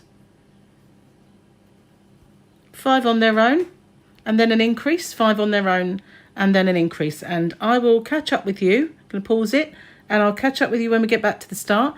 And as we started with the 5 on their own, our last one will be the increase. Okay, made it all the way around, finished on my increase, joining with my slip stitch, and now I'm going to do a chain, cinch it down, cut the yarn, and end off that colour. And here we go, there's the 3 rows of that colour. So now I've got to manipulate my yarn cake again, which, as you can see, it's got a big hole in it now. So you can see through it. It's kind of very sturdy stuff, this. Incidentally, it looks really like I'm struggling to work with it. But when you are on camera, you're holding it in a totally different way. Once you're kind of working with it, it's a lot easier. So I'm going to pause it then while I do this to get my next colour. Okay, so I pulled out quite a bit because there is this kind of khaki colour part, and I wanted specifically this colour as a more drastic colour change. So I've pulled out that part, and now we've got this real different kind of bright green coming through with a very small amount of the kind of bluey khaki colour. So that's the next colour that I'm going to add. Now with all these little offcuts that I have, I did actually have enough more or less to make another one with joins in the yarn, which isn't always ideal. But the only colour that there isn't enough of is the yellow. So unfortunately, it did take 1 whole cake per placemat. Unless you were doing ones that didn't have all these bright colours, then it might be easier. So again, we're going to join in a different area so I don't have to work over 2. And we're going to have 6 on their own before we increase. So I'm going to join in the centre of 2 increases. So there's an increase, there's an increase. So I'm just going to join there and pull the yarn through and join exactly the same way as I did before, if I can get hold of it, that is. Okay, and I'm just going to tie it because, like I said before, you don't want any kind of really bulky lumps that's going to give you an uneven kind of placemat. You can either use this as a dinner placemat or underneath the fruit bowl or something like that, and it's equally as good. So I'm going to do 6 now on their own, and then my increase. Pull it up nice on the first one, and then work over the tail, go all the way around, making 6, and then an increase. Of course, once you're changing colour like this, you don't have to worry about whether you started on an increase or not. You're just joining the yarn in between your increases. You know you're not going to clash with them. So that's 4.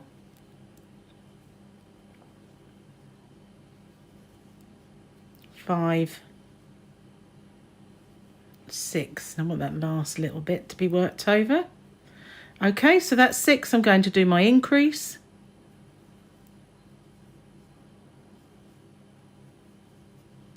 And then 6. So that's what you've got to do for this round. We're going to do 2 rounds with this colour. Okay, so I'm going to pause the video. And just as we started with singles, we will end with an increase, and I'll see you there. Okay, so I've made it all the way around and joining. So I'm going to do another row on this one, and in my first stitch would be my increase. So I'm going to do 1 on its own. In fact, I'm going to do 2 to get me past that join. Okay, so now I would do 7. So I've already done 2 of them. So I'm doing my increase. And I'm sorry if this is confusing to anyone, but it really is better this way. So I've started with my increase.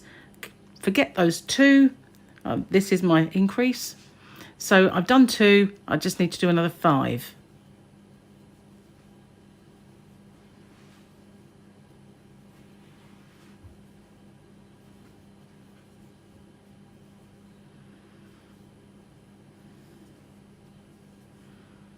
So that's all together with the 2 I did before, that is my 7. So now I'm going to do an increase into the next one. And then I'm going to do 7 on their own. And then my increase. So what I want you to do is to go round and do exactly what I've done. 7, then an increase, 7, then an increase. And I will meet you back when I get to this point here. Okay, so I made it round. Now this is the time to end this colour. And I just want to point out something to you. I deliberately had my increases in the same place, and I just wanted to show you what it would do. You can see we've got this hexagon shape going on, and that was because we increased in the same space. So that's what I wanted to show you. So now I need to manipulate the colour again, so I'm going to just pull out all of this, and we are going to use next the solid green. So obviously your cakes may not be this colour. You may have chosen different yarn cakes, but whichever colour you're choosing as your next one. I'm just going to wind this out and I'll come back to you once I've done. Okay, so you can see the nice kind of change of colour. What I like about these cakes is to make it gradual, they start introducing the colour and then they bring in the colour. Okay, so now we're going to join again in the centre between our increases, just as we have done. We are just going to do 1 row for now of this colour, I believe. Let me just say, no, maybe not. Get my finished one in. So this is, we are going to do, where are we here? We're on this one now. We're going to do 2 rows of that colour. And then we're going to end off our yarn. So I will catch up with you, do 2 rows. So keeping in with what we've been doing, the next row we'll do 8 between our increase on this row here. And then on this row we'll do 9 between our increases. So once we've got our next 2 rows of this colour done, I want you to end off and I'll catch up with you.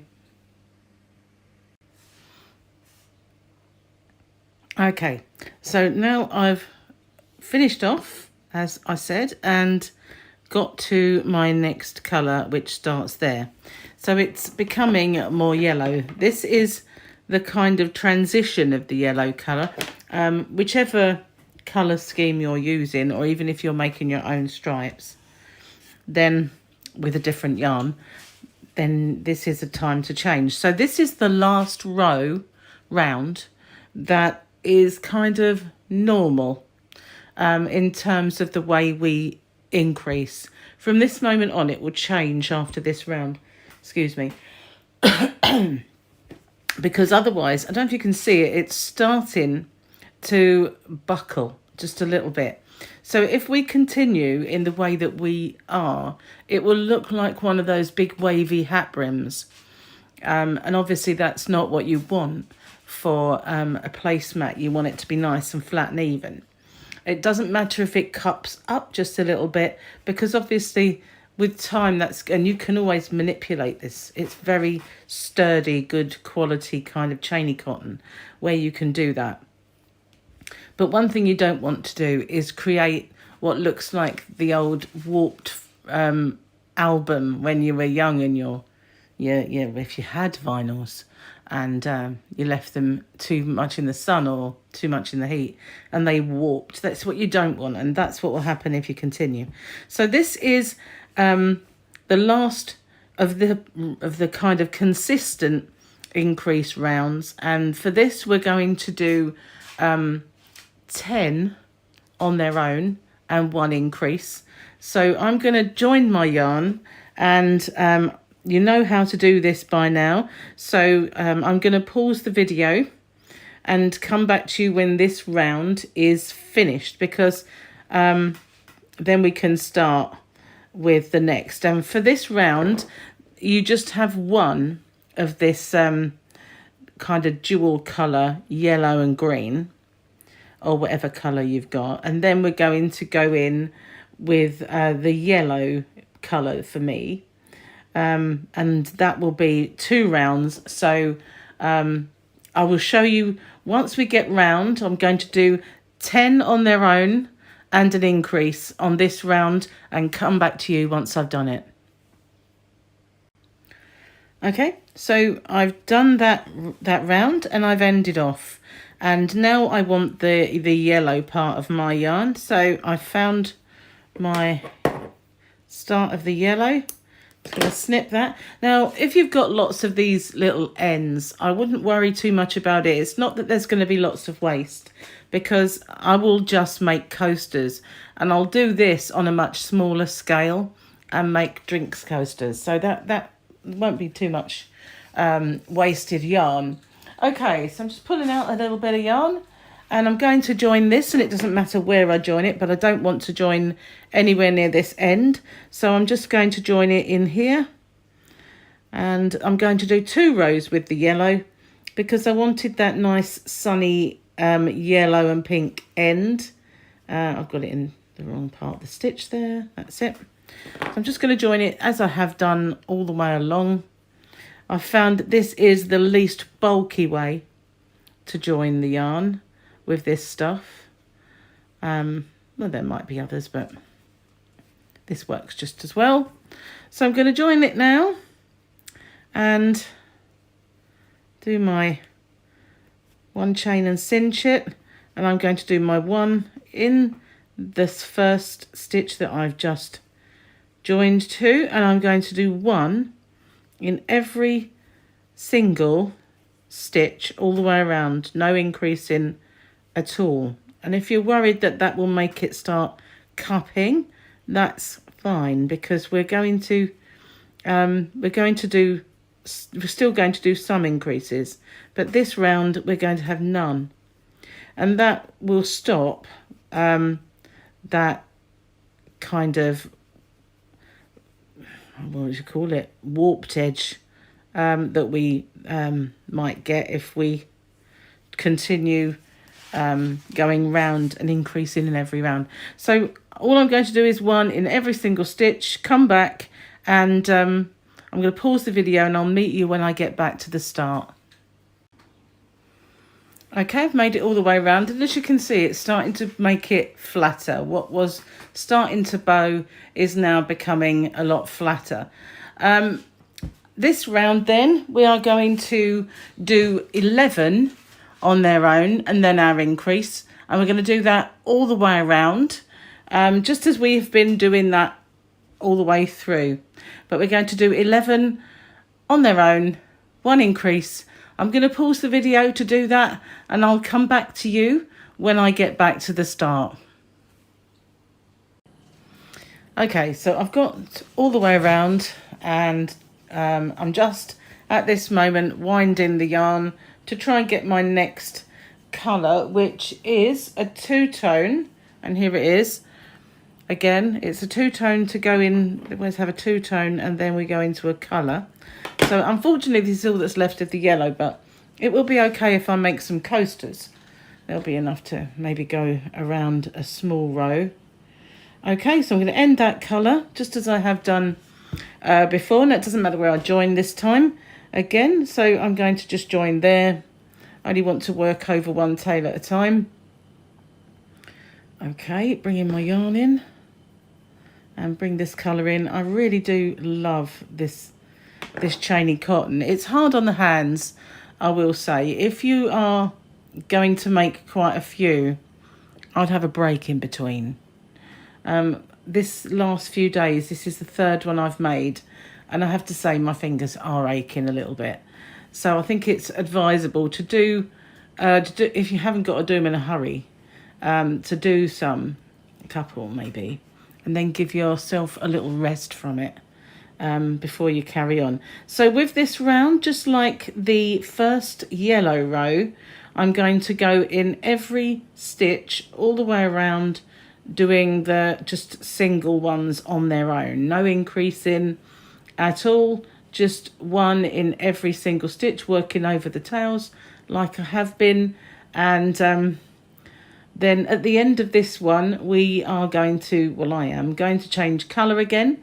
So I will go all the way around doing my one in each, and I'll come back to you when I get to the start. Incidentally, I'm not really making it, my stitches are not that tight. They're just difficult to do when I'm holding my arms right outstretched and on a camera.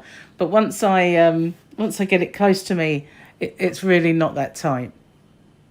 Okay, so I'm going to go all the way around, and I'll meet up with you when I get back to the start again.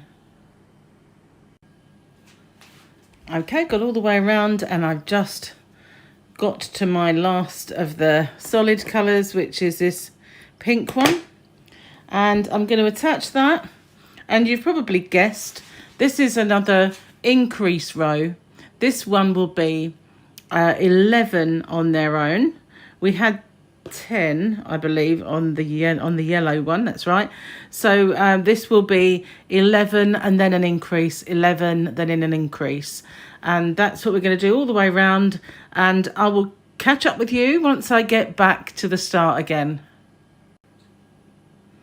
Okay, so my final colour is the outside edge of these chainy cotton cakes, and I really love the way they end off with this really light dark colour. It kind of brings it back round. Anyway, I'm going to snip off the pink and move that over there, and we're going to end off with our last round. Now at the end, once you get to the end of this round, I will show you how to invisibly hide your end so that you don't get this that you've got to sew in. So if you want that, stick around for the last stitch. Now this one I'm just going to join anywhere, because just like the other alternate rows, this is one where we're going to go in one stitch in every stitch all the way around. So we're not increasing, we're just going to go in every single one and do one all the way around. So I will join my yarn, get started off, and then I will pause it and come back to you at the end so that we can have a look how to do that invisible kind of end off. Okay, so nice and easy, one stitch in every, easier said than done. No, easy all the way around, just one in each, going over the tails. I'll meet back up with you when we get to this stitch, back to the start. Oh. Okay, so I have now got to the end. I haven't joined, and I'm going to show you how to join with an invisible join. I'm going to make a long tail because I have to sew this in. Now I have a bit of a problem in as much as that my needle has a really big fat eye, and the other two are not kind of good enough to get the yarn in very easily, which isn't good for camera. So what am I doing? You need to pull out this loop, completely pull it out so your stitch is there on the loop. Then we thread the needle. Got carried away with myself then, talking about my big fat eyelet. Okay, so now this is our first stitch.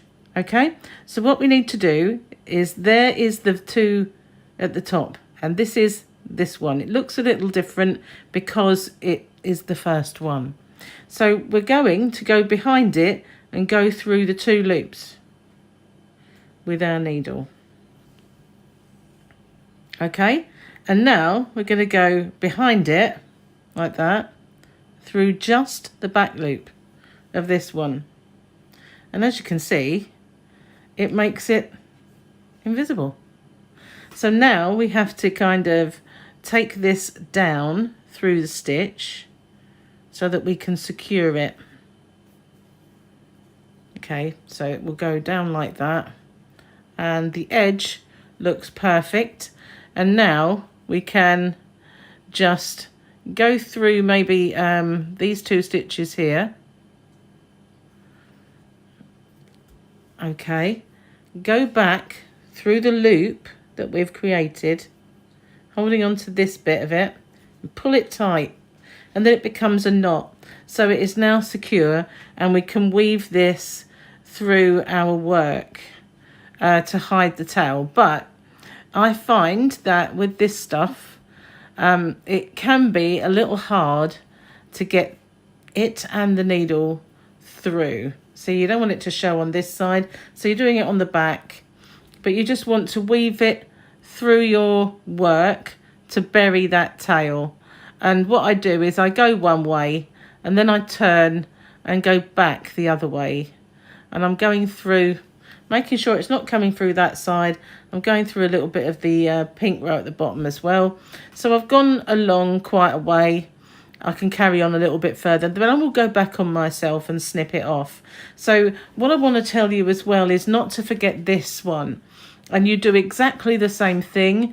You threadle your needle and you go through this end and then back through the loop and pull it tight to make a knot. And then it's really difficult to get it into that center one. So you might want to take it through these stitches here just to bury the tail, but make sure you go round a lot or go back and back the other way.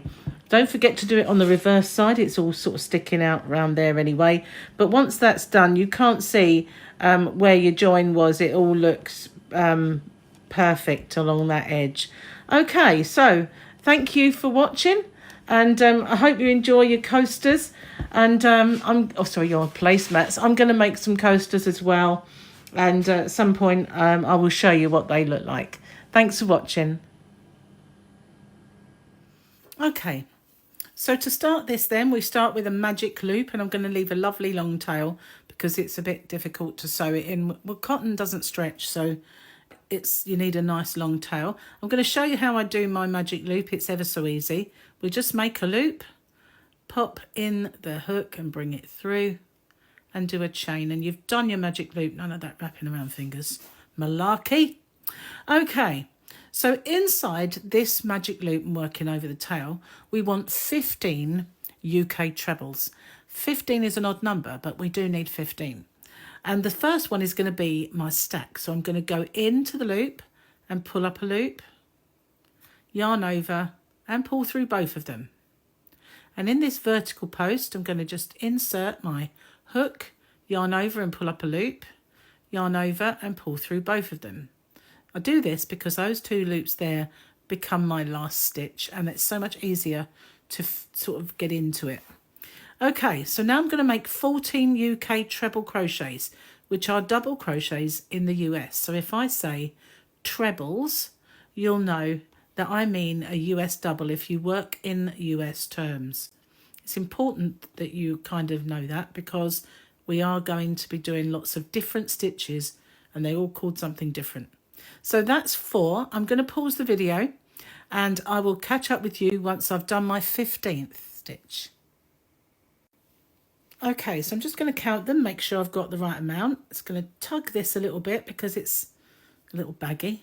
1, 2, 3, 4, 5, 6, 7, 8, 9, 10, 11, 12, 13, 14, and there's my 15th. So that's cool. We've got our 15. Pop my hook back in. I'm just going to give this a little tug. It doesn't have to be completely closed at this stage, but I'm just going to tug it, and I'm going to go through the 2 loops as I said and close with a slip stitch. Okay, so now I'm going to show you how we're going to make it into a star. We're going to chain 4.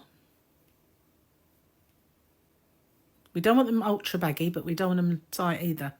So in the back bumps of our stitch, okay, we are going to make, we're going to not go in the first one, we're going to go in the second one. Into the back bumps, we're going to do a UK double crochet. So we're going to yarn over and we're going to go through the 2 loops. And in the next back bump, we're going to do a UK double treble, which is a double,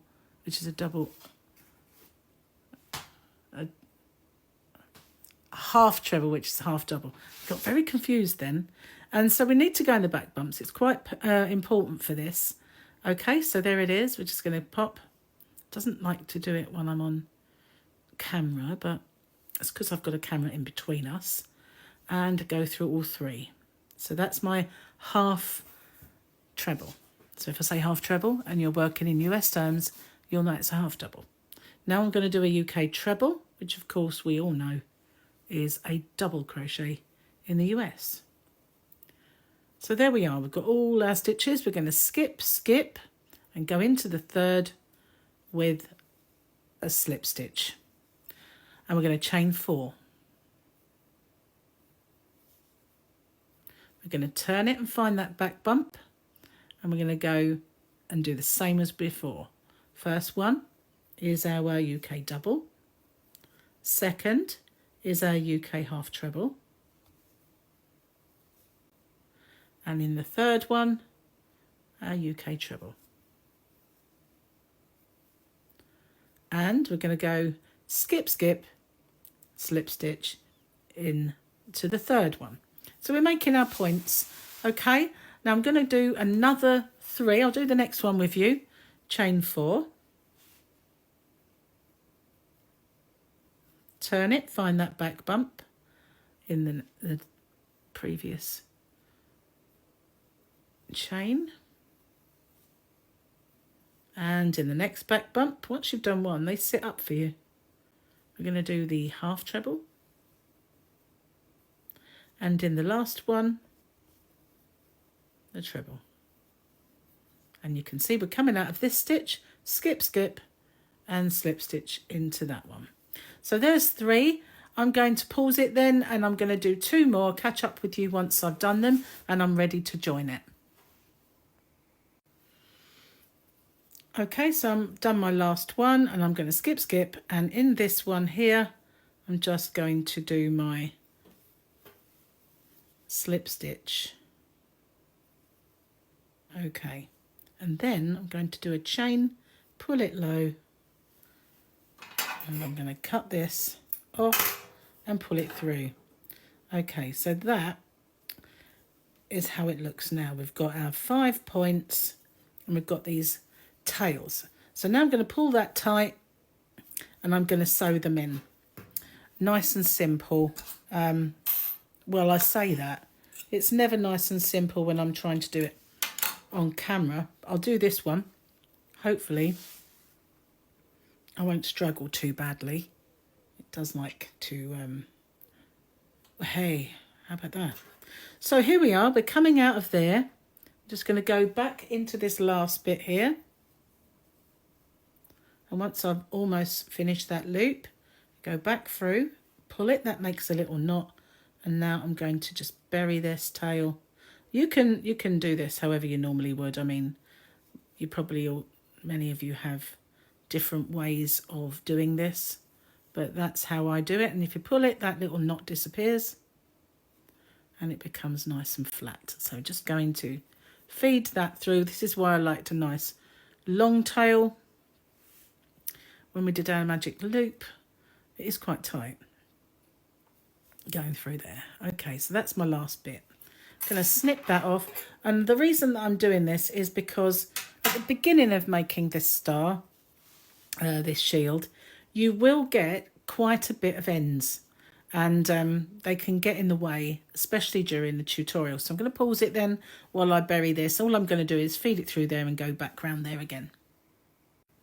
Okay, so now it's going to be hard for me to get back into that back loop there, but I need to try. I need to do it. So I'm going to open it up a little bit here. I'll try anyway. For some reason, it does really not like you to get in. Okay, I don't think that was the back loop though. Where am I going to get you? It's there really, isn't it? That bit. Need to open that up a little bit because it is important that you go through the back loops. Otherwise it doesn't look too good. Okay, so there we go. I'm in that back loop. I'm going to show you why I'm going to do this next part. Okay, so when I first made the star, I had all these like artifacts as I looked like sparkling star, looked like little sparks coming off it. Didn't like that at all, wanted it to be clean. So I had various incarnations of that, and I tried it in acrylic as well. This was made with Aran yarn, just to see how it would come up. Again, see, there wasn't so much, but it was definitely cotton that was a little bit worse. So I did a little technique, and it looked a lot better. My star didn't, but it did. So what I'm going to do now is bring in the blue.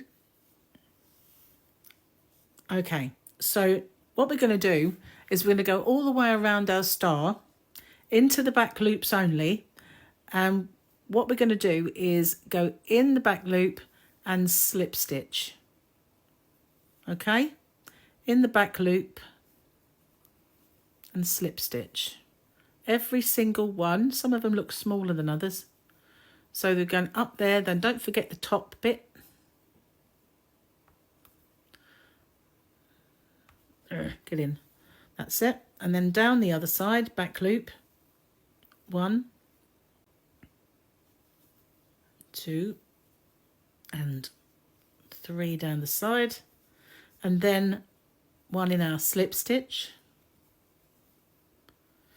And then all the way up the top. 1, 2, 3, and in the top.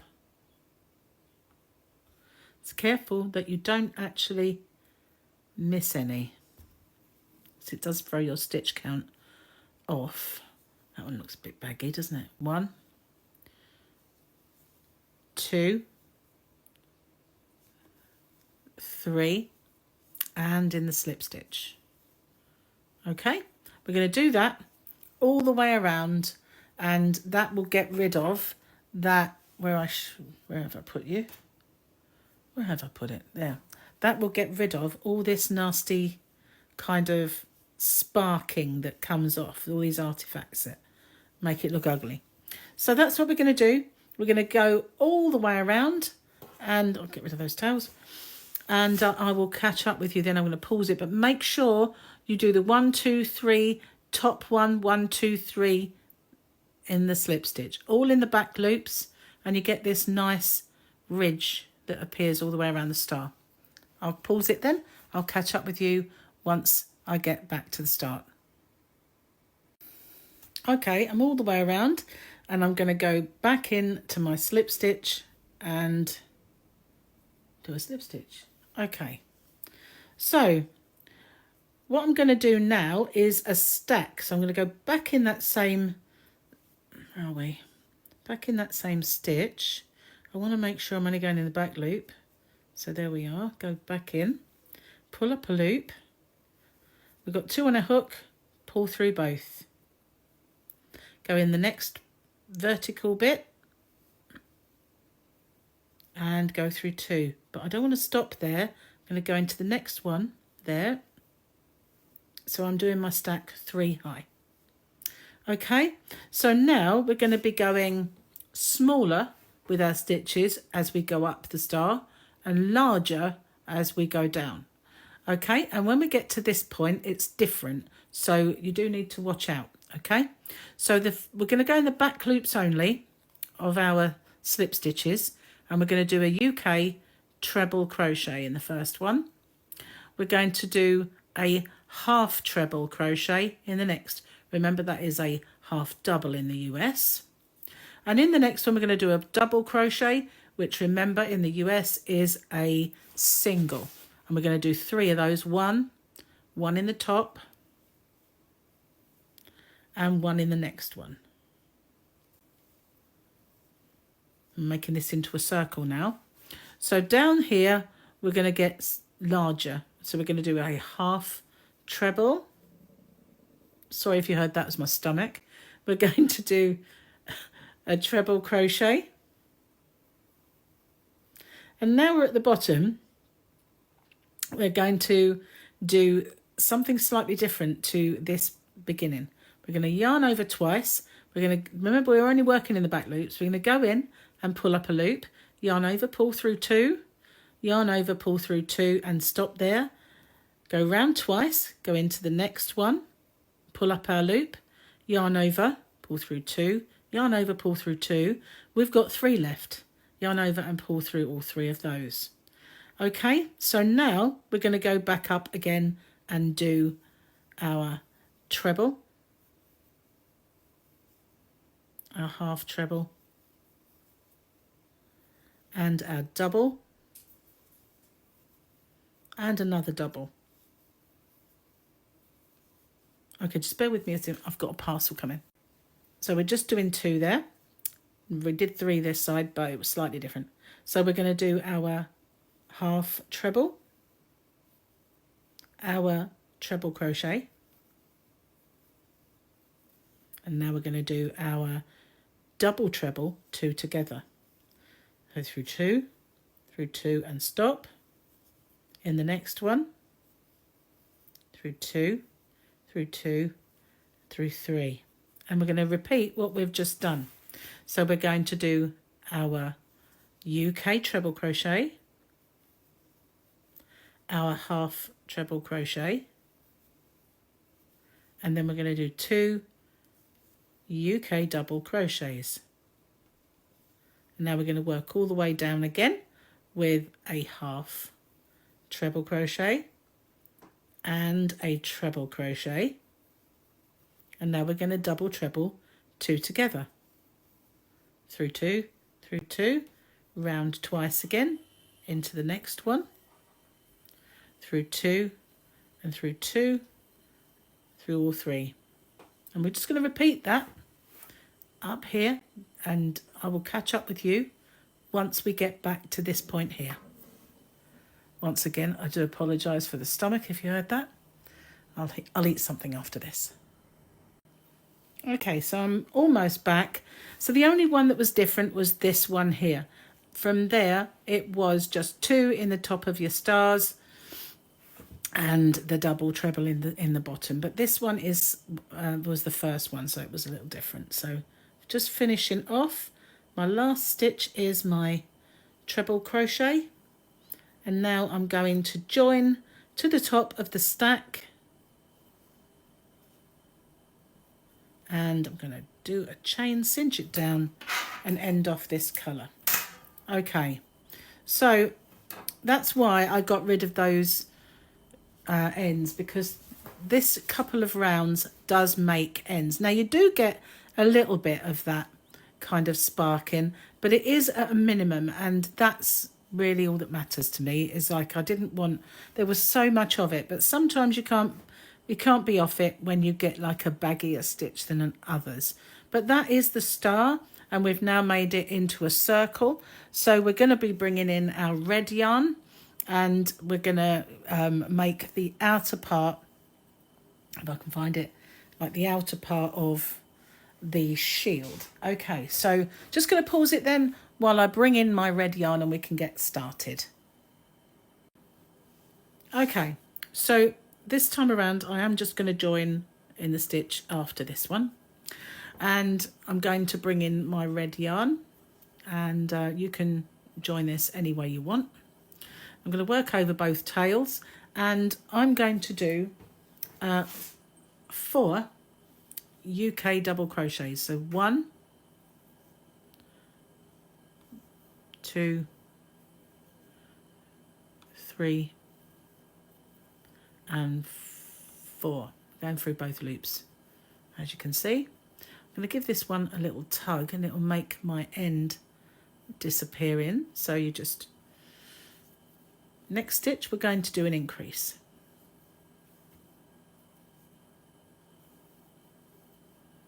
And we're going to do 4,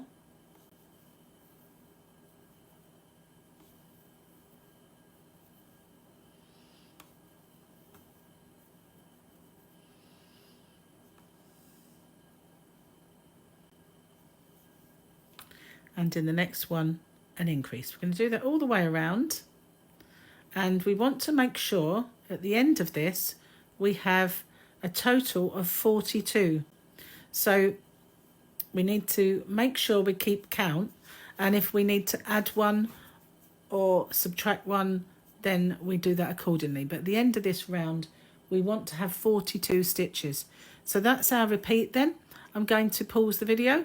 I will catch up with you when I get back to the start again. Okay, so I've made it all the way around. That's just the knot where I did my joins. If I give it a tug, it will disappear a little bit. And I'm going to slip stitch into my first stitch and end off. So with mine, I didn't do my last increase, and that is exactly 42 stitches. So I'm going to pause the video for a second. I know it didn't work out the way I first planned because I changed slightly the way I did that star, and that meant that I had a couple of stitches more than it would if I just did 4 and increase, 4 and increase. So my last increase I didn't do, and it all worked out fine. Excuse me, I've got a bit of a frog in my throat. So now we're going to bring in the silver again. So I'm just going to pause the video while I do that. And also sometimes when you make a join, it does look like you've got 2 stitches there, but you haven't, you've only got 1, which is a bit nuisance, but never mind. I'm going to bring the silver in then. I'll pause it and I'll come back to you once I've got that. Okay, so now I'm going to bring in my silver, and it doesn't matter if you join it at the same place or not. It doesn't, normally speaking, I only like to work over 1 at a time, but for some reason this is working out better for me to join at the same space. And this time around, I'm going to just do my, get my stitch. This time around, I'm going to do half trebles. So in my first stitch, I'm going to place 2 in there because that's my increase. I always, if I started with a single stitch, I'll do an increase in my first. If I started with an increase in the previous round, then I'll do 1 in there. So what I'm basically saying is I don't want all my increases in the same place because it becomes like a hexagon. Okay, so this time round we're going to do 5 stitches.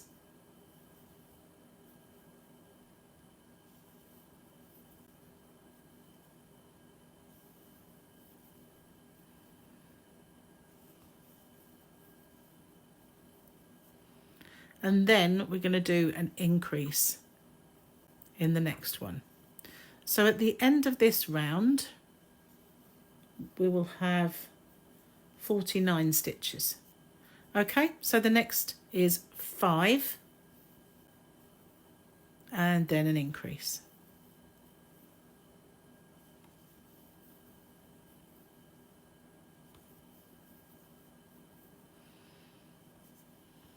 I'm going to drop that.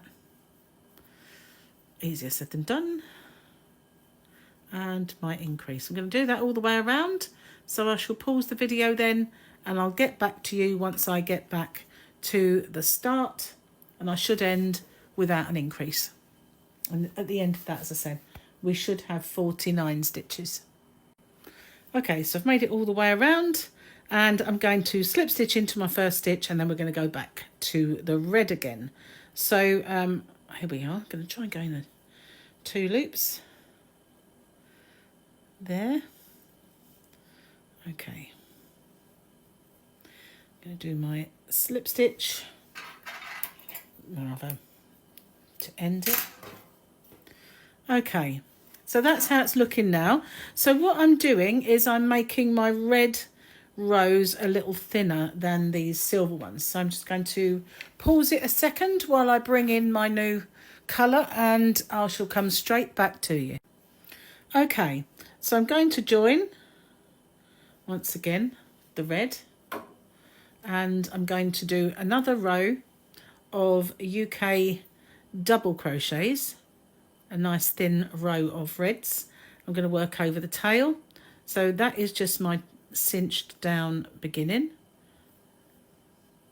And we did start with a increase in the last, so I'm not going to increase this round. And of course, where we did 4, 5, you guessed it, we're going to do 6 now. So that's 1 and 2 If I make that one in the front, you don't see it. 3, 4, 5 and 6. Didn't look like it went in the right part. And then an increase in the next one. I'm going to repeat that all the way around, and at the end of this round we're going to have 56 stitches. Okay, so we're doing 6 and then our increase, and as we started on a single, we'll end on an increase. Okay, so I shall pause the video then, and I will catch up with you once I've got all of my UK doubles all the way around. Okay, so I've made it all the way around, and there we've got our Captain America shield perfect coaster. So what I'm going to do is, I'm going to carry on with this tutorial and make a square as well. So this will be the end of the coaster, but I will be carrying on to do the start of a square. So because I'm carrying on, I'm just going to slip stitch into here. But if I weren't, I would go through 2 loops here. I'm just showing you how to end this off. Well, I would be showing you if my hook wanted to go through back to front. Excuse me. I would then bring the loop through like that. Just bring it through. It's not going to want to, but there you go. And then I would cut my yarn, and with the end feed it through here and sew it in. But obviously I don't want to do that for this particular tutorial, because I'm going to carry on and make a square for a separate video. Okay, so I'm just going to end off, cinch that down. Of course, you can end off that way if you'd rather, if you find the other way a little bit too difficult. Okay, so for the coaster, that's all we do, and that is your Captain America shield without all those nasty artifacts, just a few little bits here and there, but looking good.